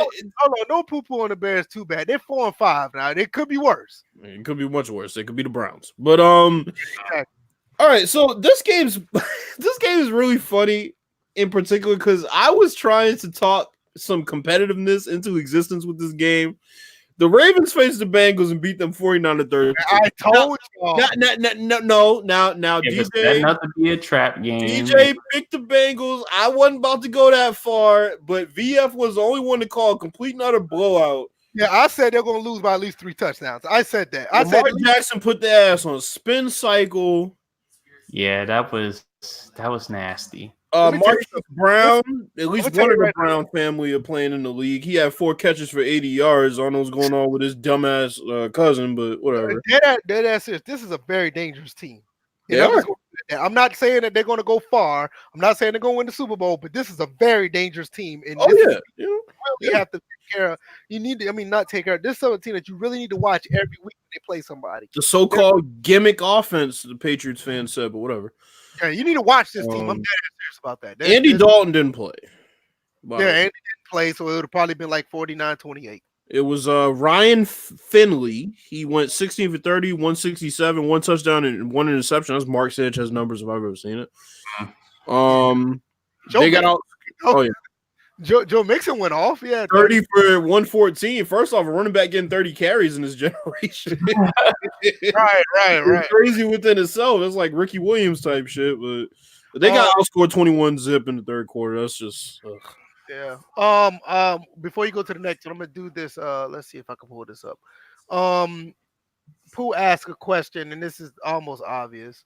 He said, I'm going to ask you this. Why in the hell do we not see more of the pistol formation? Let's be honest, it's a college formation. It kind of got played out in the NFL because a lot of teams started to read it more. And you don't have even the athletic quarterbacks just seem to do better when they're just playing in shotgun. Right. Those are the 3 reasons why you know. Well, and then you have to think about this like crazy boom that we've had where every team now has 2 damn good pass rushers to the point where you need that space from shotgun to even have time to get your play off at this point. Pistol kind of meets you halfway, and I understand also that the pistol is definitely for a lot of people don't want to think about it like this because they think about it in college, but the pistol formation is really for a running back that is more susceptible to run between the tackles. Yeah. You know, nowadays you got your Kamaras, you got your Dalvin Cooks, you got your Ed McCaffreys. You don't want to put them in a situation where they're in the pistol. I mean, everything you could do as far as a pro style offense, you can do from shotgun instead of pistol. Anything you do in pistol is going to be a triple option or some type of misdirection. But like I said, the only team that can really do that right now is the Ravens, and they have 2 separate types of offenses. They can run a pro style offense. But the problem with that is when you run the pistol, people are already going to try to tee off when your quarterback and running back. Of course. Off the top. And that's another reason why a lot of teams don't even try it no more, because in college it's easy to do it because the field is spread out a little bit more. So you're not going to have nobody coming off the edge like 2 seconds. Well, here's another issue. You don't have enough tight ends that can block, and you don't have enough true fullbacks. Yeah, nowadays you got tight ends that are actually more athletic. They're not blocking tight ends anymore. I think the last one that we really seen was the tight end from Atlanta, Levine Tololo. He was like the last one that I remember that I know that's truly a blocking tight end. Everybody else has got some athletic ability. Yeah. So you just don't have it. What's the next scores? The next game. We all picked the Bills in this one, and of course the Browns would fucking ruin this. Browns won 19-16. Baker Mayfield 26 for 38, 238, 2 touchdowns. Nick Chubb, another big game, 20 carries, 116 yards. Jarvis Landry, where the hell have you been? 9 catches for 97 yards. Bills didn't play bad, but Josh Allen didn't really put any points on the board. I don't see anything where the Bills actually did anything wrong. It's just that it just looked like they got beat at the last few minutes of the game. Their only touchdown, well, they had 2 Josh Allen runs for touchdowns. That's not going to cut it. Well, I mean, it's okay if he throws for one. That's what I'm saying. He's not going to cut it. He's the only person to score on it. Right. He actually has to throw. I mean, your quarterback, let me tell you, with Josh Allen, he's athletic enough. If he does one or the other, if he throws for 2, run for 1, or if he runs for 2 and throw for 1, it's almost a recipe that they're going to be in a good position to win. But as you can see, he ran for 2 and threw for none. It doesn't matter if you don't have any interceptions. He threw for none. And look at the score, 16-19. If he threw for 1, the game's over. They win. And that being said, the Bills are still 6-3. So I think this is an impressive win because the team that they beat.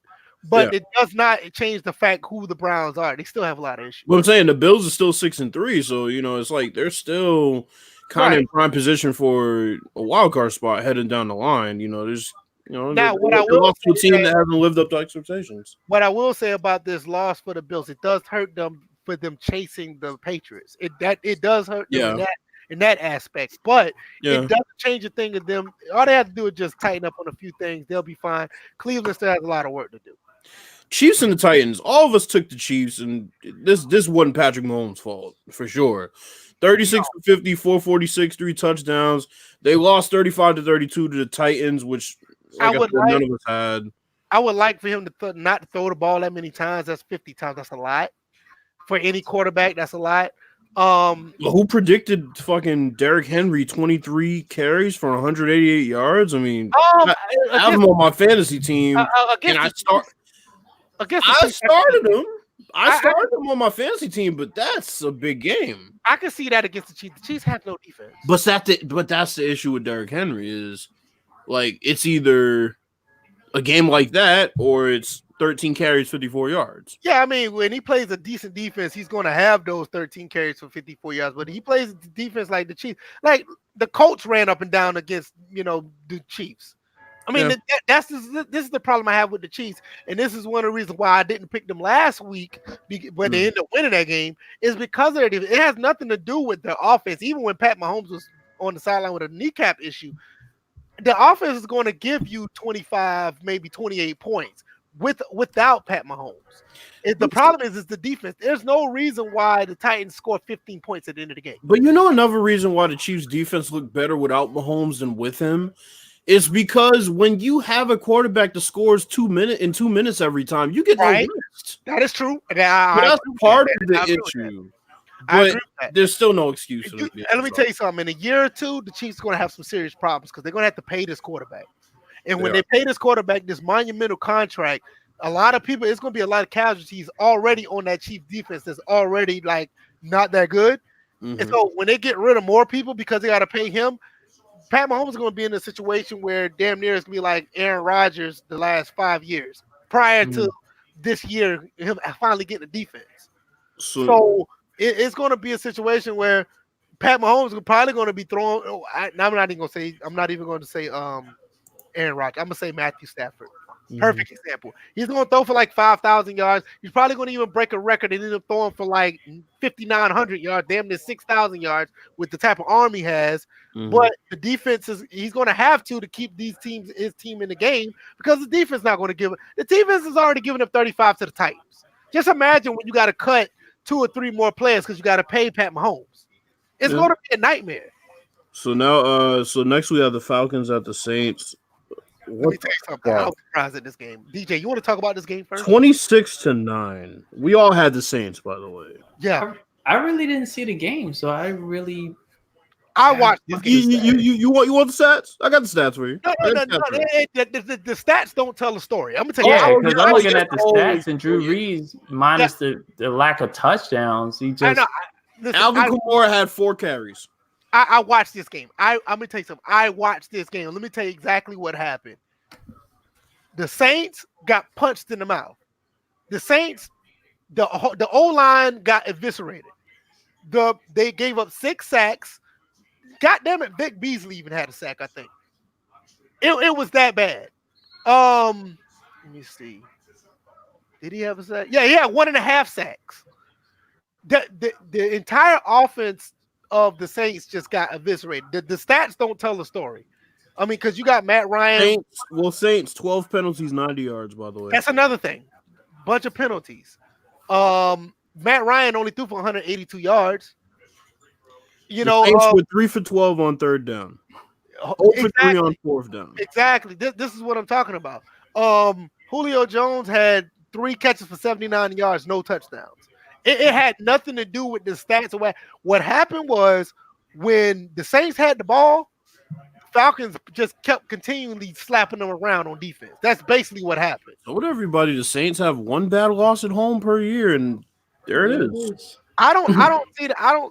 Listen, if the Falcons can play like this, they can easily end up being like 8-8, but I don't see it happening. But I will say this as well. I found out on Falcons radio this morning.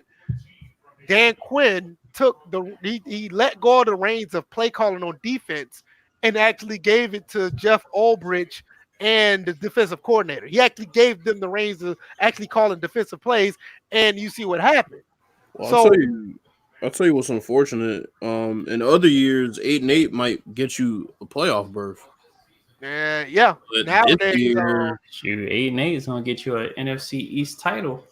Yeah, things are going. Yeah. The next game, Cardinals and Buccaneers. I went out on a limb and picked the Cardinals. They gave it up at the fucking end, 30-27. Oh, Jesus. Jameis, 30 for 48, 358, 1 touchdown, 2 picks. That just seems to be the happy medium for him at this point. Kyler Murray, 27 for 44, 324, 3 touchdowns, 1 pick. Kyler Murray was also the leading rusher, which is never good. 3 carries, 38 yards. Christian Kirk had a big game, 6 catches, 138 yards, 3 touchdowns. Mike Evans, 4 catches, 82 yards. Yeah, I mean, I have nothing here. I got nothing. Don't pick the Cardinals. That's what I got. I got nothing. This game here, I have nothing. I mean, I'm not even surprised either team won. Even if the Cardinals would have won, I'd still have nothing. Of course, but I mean, it's just like,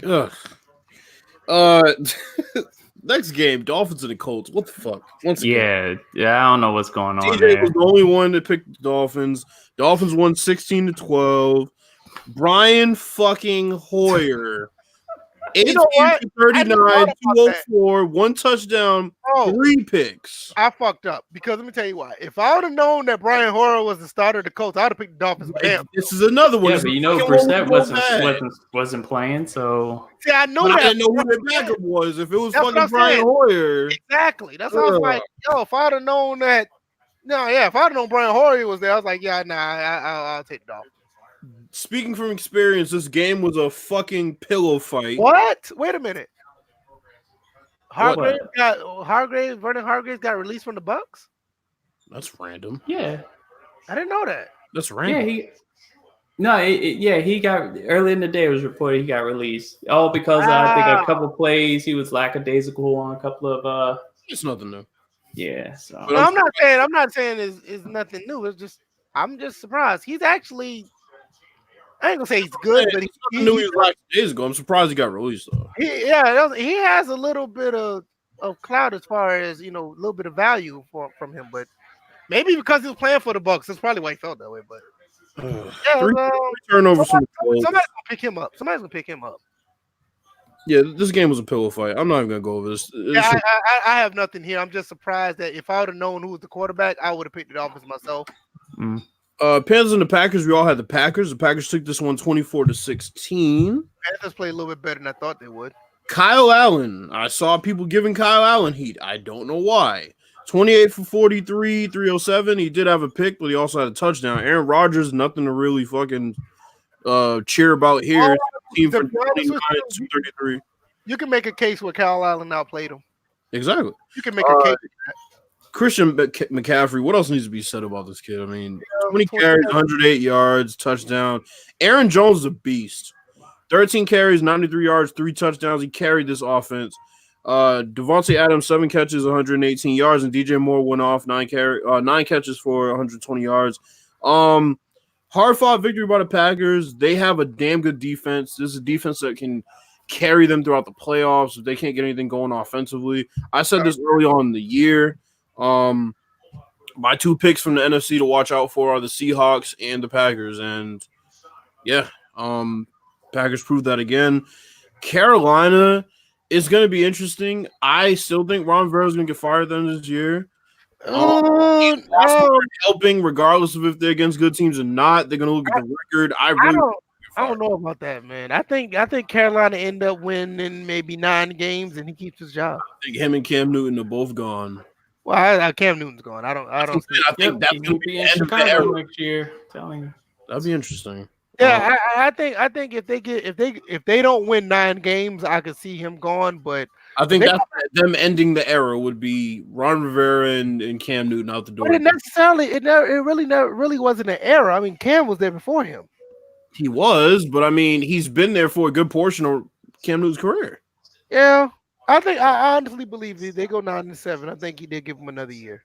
We'll see. It'll be interesting. This one I think a lot of people aren't talking about. Big question. Pooh said he asked where Cam Newton is going. DJ said the Bears. Got to look at places where there's a quarterback job up in the air. Chicago would be the only one I can see. Yeah, that's the only one I can see right now. Is Chicago. He's not going to go and sit somewhere. If Phillip Rivers retires, I can see him going to San Diego. That'd be dangerous too. Yeah, those are my top 2 right there. Yeah, but that's only if Phillip Rivers says I'm done. Right. Yeah. I can see him going there. 49ers have no quarterback. Well, hey, you ask them, they do. They invested way too much money in Garoppolo. You already know that's not going to happen. I'm not going to do that. I'm not. He's still young. I'm not. They just got they still reeling off of getting rid of one black quarterback. We think you're going to invite another. No, exactly. Good. I'm trying to think That's more. With Bosa on the squad. I'm trying to think of one more team that might would benefit with Cam Newton. Hell, even the Dolphins. That could be a good spot. Yeah, Dolphins. No, I think the Dolphins are in the Burrow and Tua suite. Yeah, I think so too. But I mean, I'm just saying that would not be a bad fit. We had any other scores? They suck. I wouldn't have them going. Steelers and the Rams. I'm actually surprised the Steelers won this game. We all took the Steelers. Why? The Rams are fucking frauds. We all took the Steelers. I thought they'd win too, but I'm actually surprised they actually won. Well, when you have Jared Goff going 22 for 41, 243, and 2 picks, like I said, he's a fraud. That's why I picked him. Yeah. Mason Rudolph, 22 for 38, 242, 1 touchdown. Not really doing anything to lose his team the game, so gotta respect that.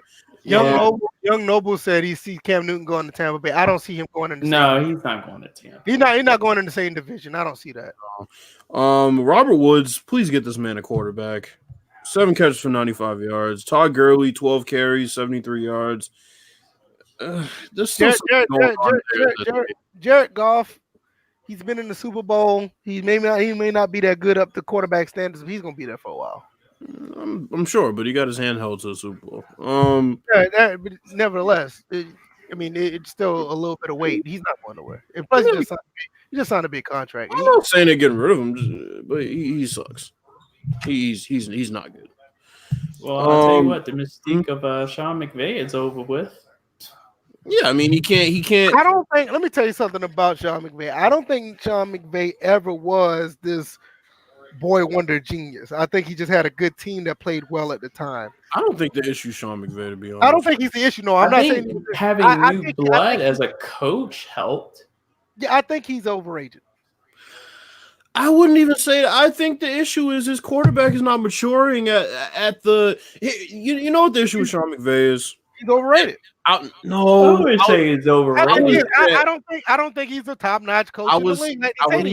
I was talking to my friend about this the other day, and what I had to get him to realize was Sean McVay was thrust into a situation where that team ended up being way better than they ever had any right to be, and he could not let Jared Goff mature at that slow pace, so he had to hold his hand and get them to the Super Bowl.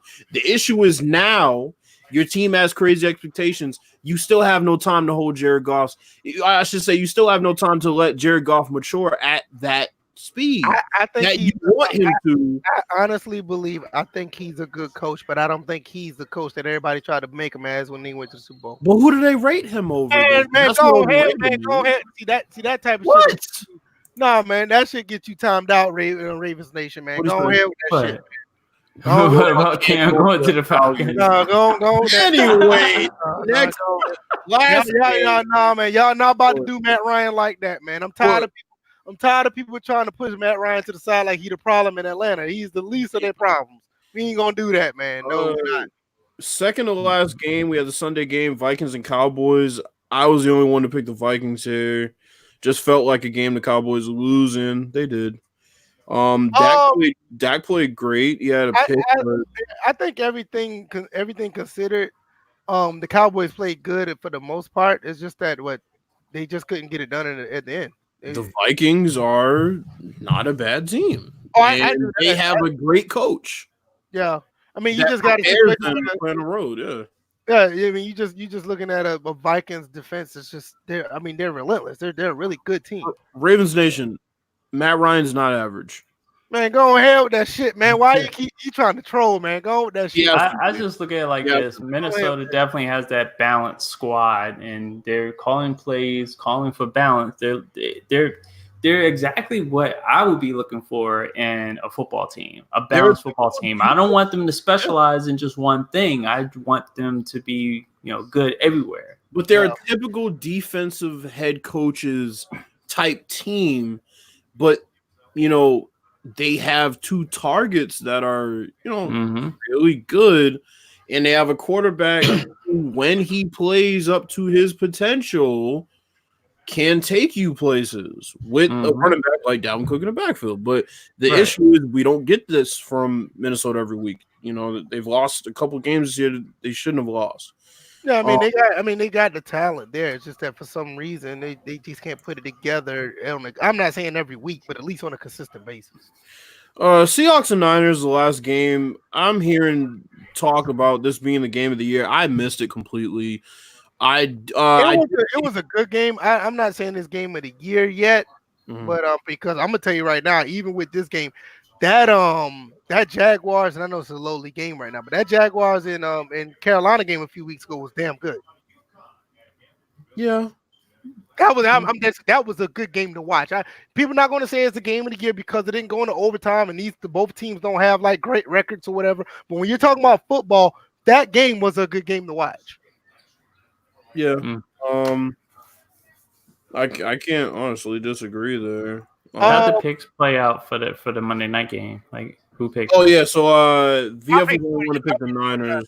You know what? I picked the 49ers. And he said why, so we can't really bash. Right.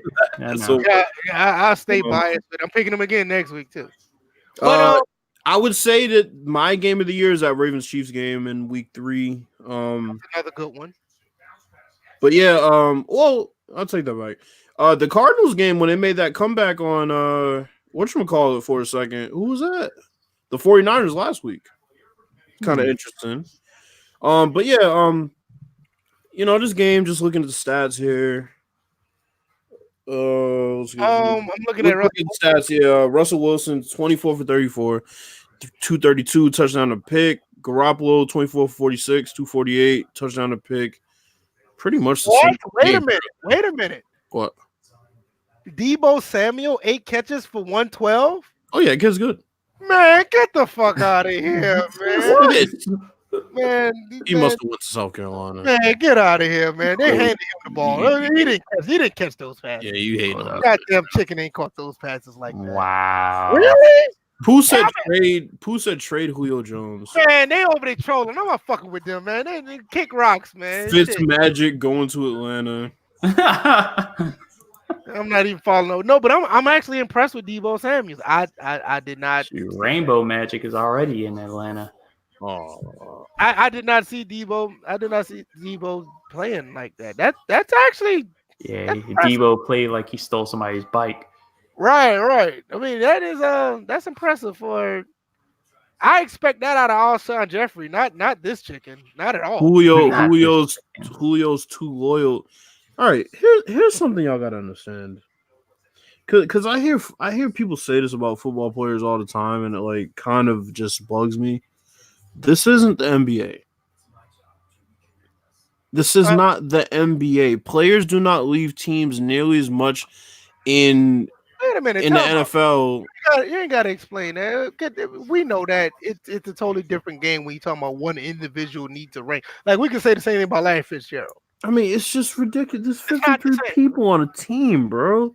Because I'm gonna tell you right now, like Larry Fitzgerald is like literally the person that's on a sorry ass team that seriously deserves a world championship. Julio's too loyal. They made it to a fucking Super Bowl. They've made it to the playoffs nearly every year he's been there. We're talking like the Falcons are this fucking bottom feeding. I don't get it. Y'all gotta understand that. Listen, I don't know why he's coming at me about the Falcons. I mean, I already know the team sucks this year. We already know that the coach and the play calling fucked all that up. You said this weeks ago. That's what I'm saying. I'm not even sitting here trying to pom for the team. But if y'all want to sit here and you see how they jump to the other stuff, like Matt Ryan's not the problem now. All of a sudden, we need a coach, a running back, defensive back line. Yeah, we know. New stadium. Yeah, we need all of that. We know that. I mean, I'm not going to sit here and say they don't. We just got to bounce back next year. It's not a big deal. I mean, I have a question. Where was Julio's fucking loyalty tested to begin with? I don't think it ever was. Exactly. So for them to say too loyal, like he had a chance to leave and didn't, they were the bottom feeder, technically speaking. I think you can so say that. A team that made it.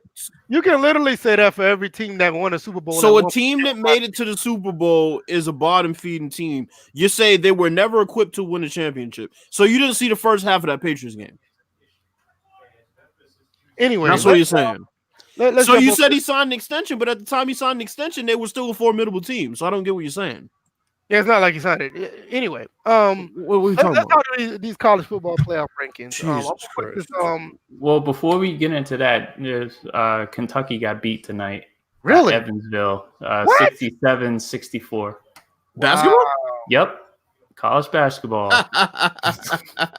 Wow. Buying them championships ain't working, is it? Calipari. You talking about the most overrated coach in sports. Fucking John Calipari. The only thing I like about Calipari, the only thing I like about him, he does set men up to go to the NBA. I give him that.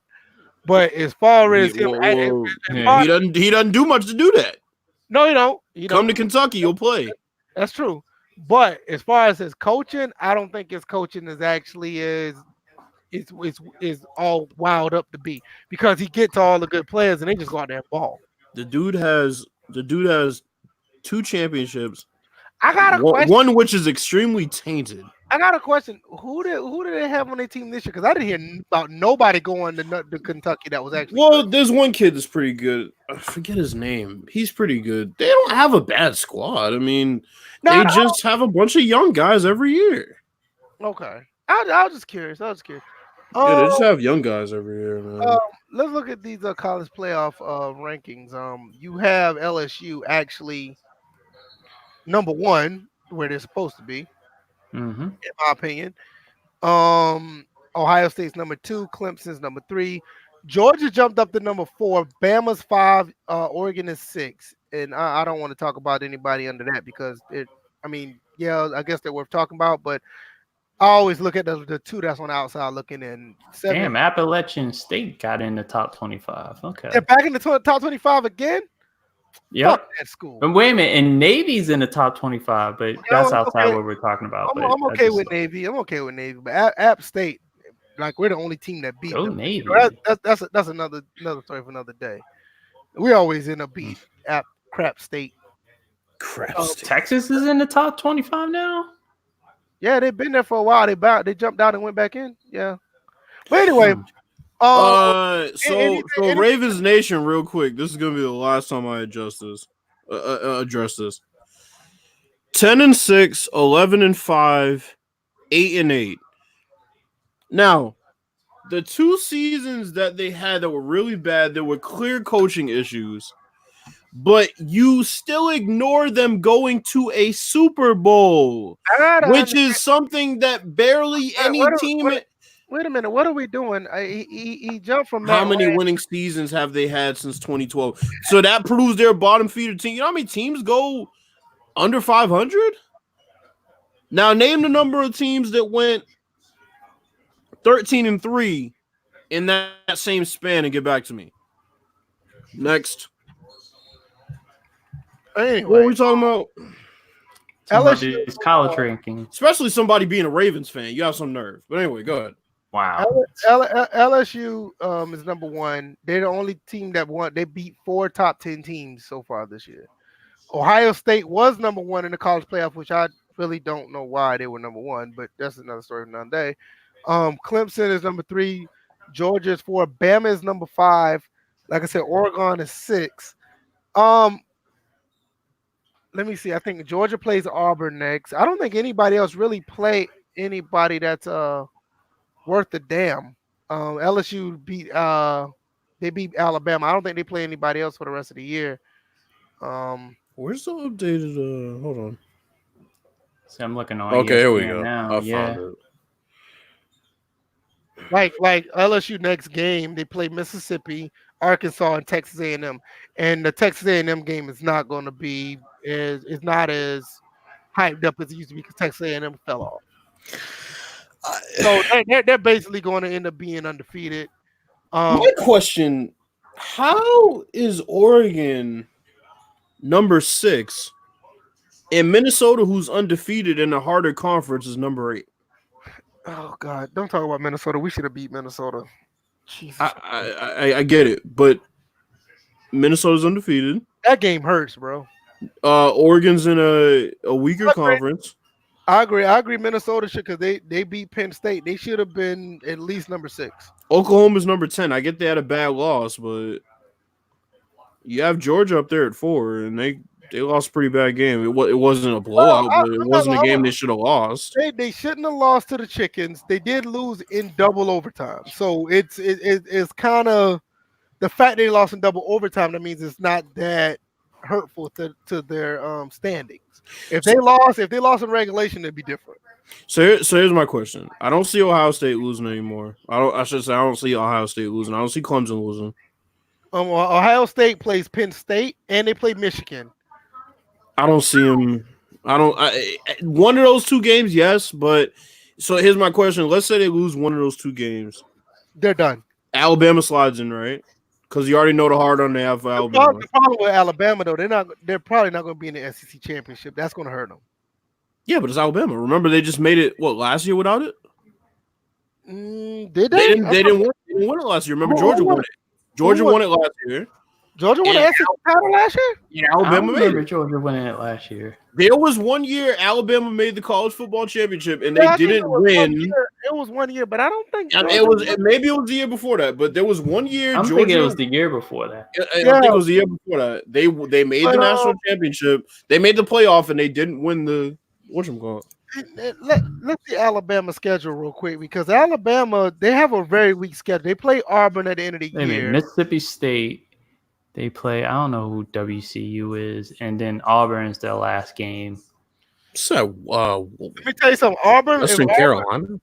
I guess so. Yeah, it's Western Carolina. If Auburn loses to Georgia this week, that Auburn game is not going to mean shit, and that's going to hurt their chances of even being in the top 4, especially if Georgia. Oh, you know what? The way it's sitting, they may not even play in the SEC championship because it'll be Georgia versus LSU. Oh, right. Gotcha. There it is. So I hope that happens because I'm tired of the hard on for fucking Alabama. They dropped down to 5, which is just barely out. But like I said, Clemson.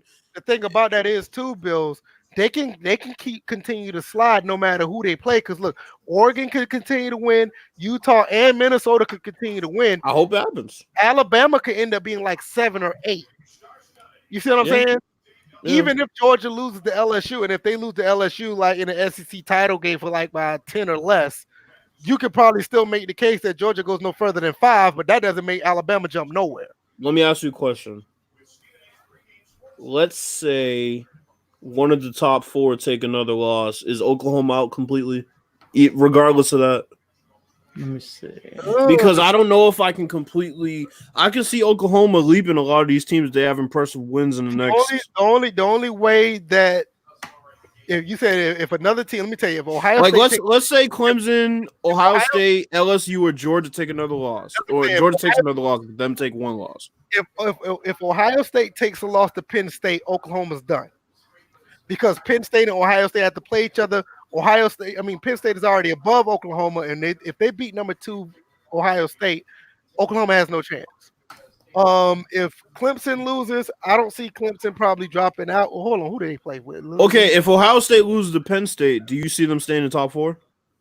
No, I see them probably dropping down. That's another hit for Alabama too.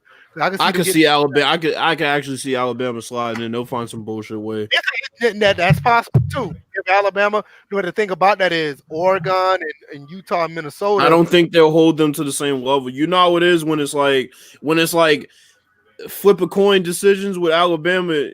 I hope all these teams win out and Alabama stays the fuck out because I'm tired of it. Yeah. I'm tired of it. LSU and Georgia are going to have to play each other, but even then, the problem with that is you're still going to have you have to watch the Ohio State and Penn State game.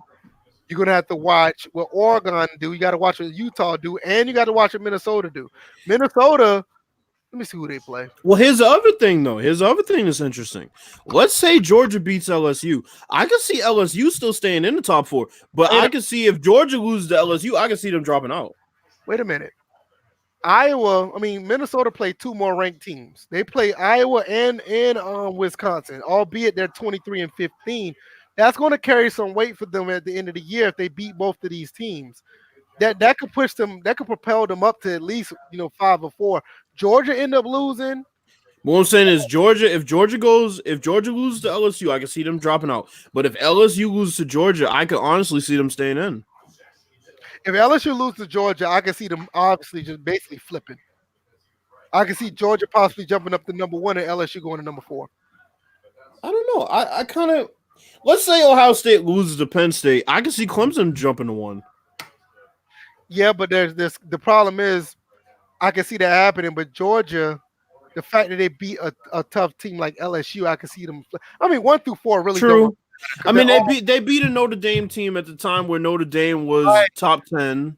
You got to understand, even though that one loss they have, you got to understand how that one loss looks. They beat Notre Dame when they were top 10. They beat Florida when they was top 10. Yeah. turn around and beat the LSU when they're number one.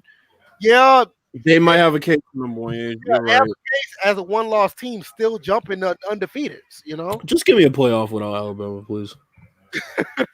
I'm sorry, man. I can't do it anymore. my personal, I would like to see Utah get there because my wife's cousin plays for Utah. It Oh was yeah, we talked about that. Yeah. nice to see Josh Nurse. His name is Josh. He's number 14 that plays for Utah. But nice to see him get some exposure. I mean, I think he's nice, 6'3", 200 pounds. He's a defensive back of all things. He has a lot of speed. We watched him play a few weeks ago. He looks Yeah, pretty he's good out fast there. as hell. So I would like to see them get some exposure. But the team itself, I don't think the team is that good. But it would be nice. Let me ask you a question. Now, let's say Alabama misses the college football playoff. How do you think that affects Tua's draft stock? Because you got Burrow coming on, and he's just balling out this year. I won't say he's come out of nowhere, but the whole team kind of has come out of nowhere. If they make it to the playoff, as long as he didn't have a stinker, you would think he'd be the number one pick. Joe Burrow's gonna be the number one overall pick. So it's like, does Tua drop? I don't Really? think. Huh? Mm-hmm. You say you don't, or you do? I believe he'll be the number one pick. Yeah, that's what I'm saying. So it's like, Come on, Joe Burrow. Yep. It's like at that point, like how far does Tua start dropping? Because remember, Jonathan Taylor's coming out. You got to think Probably about like it. 3 or 4.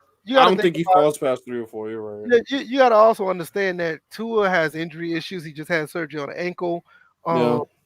His stats is not that bad. He still can throw the deep ball. He's very accurate at throwing the deep ball. I need to see what he can do once he goes to the combine, because you got to understand the NFL. The NFL is 20 yards and in when it comes to passing. You don't throw the deep ball as much as he does at Alabama, because you guys think about it, in college, 9 times out of 10, everybody's open to throw those type of passes. If he can throw the intermediate passing game very accurate, I think he'll be fine. I don't think he's going to drop. Joe Burrow's already shown that he can throw those passes already. I think it will depend on where the draft order falls, because, you know, if Cincinnati and the Dolphins are 1 and 2, then obviously it will be Tua and Burrow, whichever order. That's true.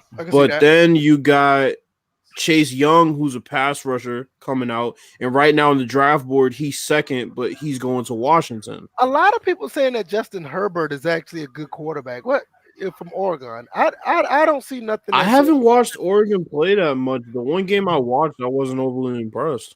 That's what I say. I don't see anything that says top 10 quarterback. I don't see. No, I don't. Then you got Isaiah Simmons out of Clemson, so it's going to be kind of interesting depending on how you got an old lineman, Andrew Thomas, out of Georgia. So it's going to be interesting to see how the draft order shapes up, because, like I said, Cincinnati and Miami, you're pretty much getting 2 quarterbacks in the first 2 picks. But if you get a Washington in there or you get a Jets in there, then you got to also understand that the Jets is coming. There's 2-7 right now. The Falcons are even 2-7. You don't know if they might not win another game either. So it's like if the Falcons at the top 3, you're going to see them possibly even getting Chase Young, because they can help the defense, or they might even take that pick and just go back in the draft and stock up more picks. Judy's coming out too from Alabama. Man, let me tell you, man, right now that's the last thing that the Falcons need right now, but it would be nice. You have 3 Alabama receivers. But CeeDee Lamb from Oklahoma, he's a monster. Yeah, I mean, it's going to be interesting. They got a lot of Alabama kids going. I'm not saying I'm not sold on CeeDee Lamb. It's just I'm just something about him just saying like 3rd round. Not feel you, but I'm just saying in general, those are the guys that can play spoiler depending on where the draft order falls. You know, if the Jets are second or if the Redskins are second, then things might change a little bit. Right. DJ, any other thoughts? No, I don't have anything else with this one. All right, chat. What y'all got before we go? Anything? Nothing? Up? Yay? Nay? Appreciate y'all still around. No, I'm serious, man. I'm for real, man. It's like, We got people that's coming in and being loyal now. Like 20, 15 episodes ago, man, around about the 9 o'clock hour, people start to fall off. But I see where, you know, we're actually have more engagement, and I like that. I really appreciate it. So y'all got it. Had the 4 dislikes though. That's Yeah, No, I'm really trying to figure out. I wish I'm gonna YouTube tell you right would just let everybody know, like whether you liked the video or stream or disliked it, they notify you, let you know who it was. Well, let me tell you, man. The thing is, there's 4 people who disliked it, or anybody else who. You got to understand that these are the ones that had issues playing sports in their neighborhood. They're virgins too. You know, that's the one. There's that. And it's okay. I mean, you can go. And their mom is probably ugly. You know, you can catch us on iTunes and SoundCloud. You can get mad while listening to there. It's easy. It's free to download. Put it on your iPhone or flip phone. Or your iPhone fucking 6 that you have. Yeah, you know, from years back with the cracked screen because your baby daddy that you fucking slept with in a Corolla one night randomly and you got pregnant off and won't buy you a new one. Hey man, watch it. There's some girls out there with that situation. Well, fuck them. I wouldn't because I don't need another baby daddy. But yeah, thanks for everybody that came through. Looks like we don't have any more questions. Look like we're good. Y'all got anything? Yeah, it seems like everybody's is calming down for the night. I know I'm probably gonna get into some State of Decay 2 by 11. So, are you gonna stream it? Yeah, I was gonna stream it. I'm trying to figure out which other character I'm gonna feature because I already had Miguel. And it's funny, tell me why State of Decay's injury system is better than Madden's. Oh God. Because the injury that my character Miguel suffered was a concussion, and what was it? It was a concussion, and it was something else. A cracked disc in his back. That's interesting. And all because I tried to get this dude to climb down from like the sign where you can scout from, and he didn't catch the ladder, so he fell. It was the second rung. It was the second set of ladders. The first one was way at the top. If he would have fell from the top, he would have died. But he just fell and he hit flat on his stomach. It was like, ooh. So I was just like, damn. That's why I named the title Miguel vs. Get All on the first episode. Right. Fuck that. I don't have anything else. I'm good. Bills, what you got? Nothing, man. Thanks for coming through. We'll be back on Thursday with a lot more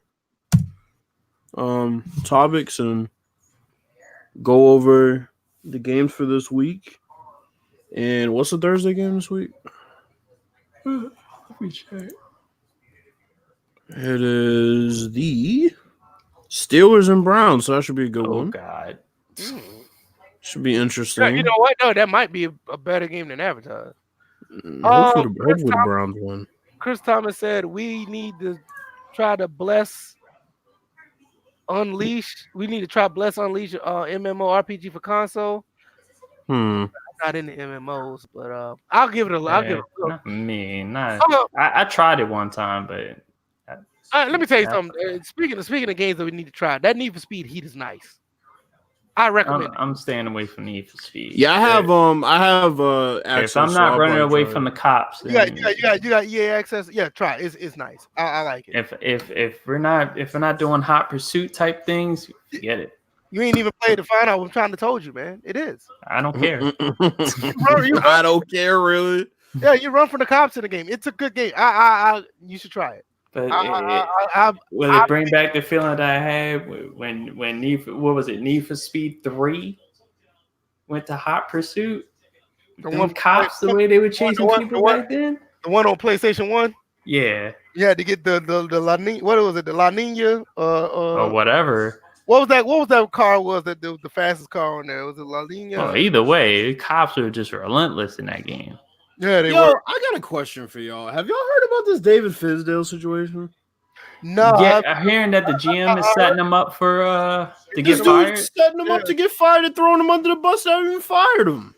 they asked him about it. He was like, you know what? I feel like I'm like he sat there. I think he said he was like Fizdale. Fizdale was just like, I do feel like I'm being supported. We talk every day, but I was just like, that's a corporate answer. You ain't trying to go down to. I'm like, not that the GM has publicly said some stuff, but his transactions, all that is setting this man up to be fired. Like, I gave you the players, you didn't do anything with them. You're fired. Says Mills is selling owner James Dolan on a roster constructed to be highly competitive in the Eastern Conference, leaving Fizdale vulnerable to an ouster only weeks into the second season of a 4-year contract that the league says is worth $22 million, bro. It says rival coaches and executives see a mismatch. Knicks roster slow foot without legitimate NBA guard play, but Mills is selling Dolan on a poorly coached team that's underachieving at 2-8 to start the season. Around Madison Square Garden and the league, the timing and tone of the news conference was met with considerable surprise and dismay, and it was considered to be a complete undermining of Fizdale. And we all know Dolan is a douchebag, so yeah, we already know that. So we pretty much the Knicks look like their shape, the way they're going. They're looking like the Washington Redskins of the NBA. I mean, looking at their roster, 2-8 seems. I don't say it seems about right. Maybe they should be closer to 4-4. But even then, to say they can compete in the Eastern Conference is just fucking delusional. Just to me, it's like with the Knicks. What happened from when they went to the playoffs that year and they had Carmelo and everything was clicking? Phil even Jackson. Though they didn't. But Phil Jackson tried to force every coach that came in to run triangle. And they didn't know how to run the triangle, and I kept saying, "Look, Phil, if you want somebody to run the triangle, bring your ass down from the fucking press box instead of just undermining people and making them run the triangle. Come down and do it yourself. Oh, well, my health, yeah, okay, but you'll take the Lakers job. Shut the fuck up. Right. It was his fault, and everybody's gonna ordain him. Oh, well, look what he did. He brought Porzingis there. Yeah, well, gone now. Porzingis is gone, and he didn't even hang around to see what was going to happen with Porzingis. So I don't want to hear it. He got his money and he dipped. All right. Pretty much. Knicks is a dumpster fire once again. I don't have anything. Got 3 links to bring up real quick. I haven't talked about this in a while. Purchase the intros of Intro Champ. You already know, down in the description. Get your intros for your videos if you decide to still make videos, live streams, or your who the fuck does that anymore? Right, exactly.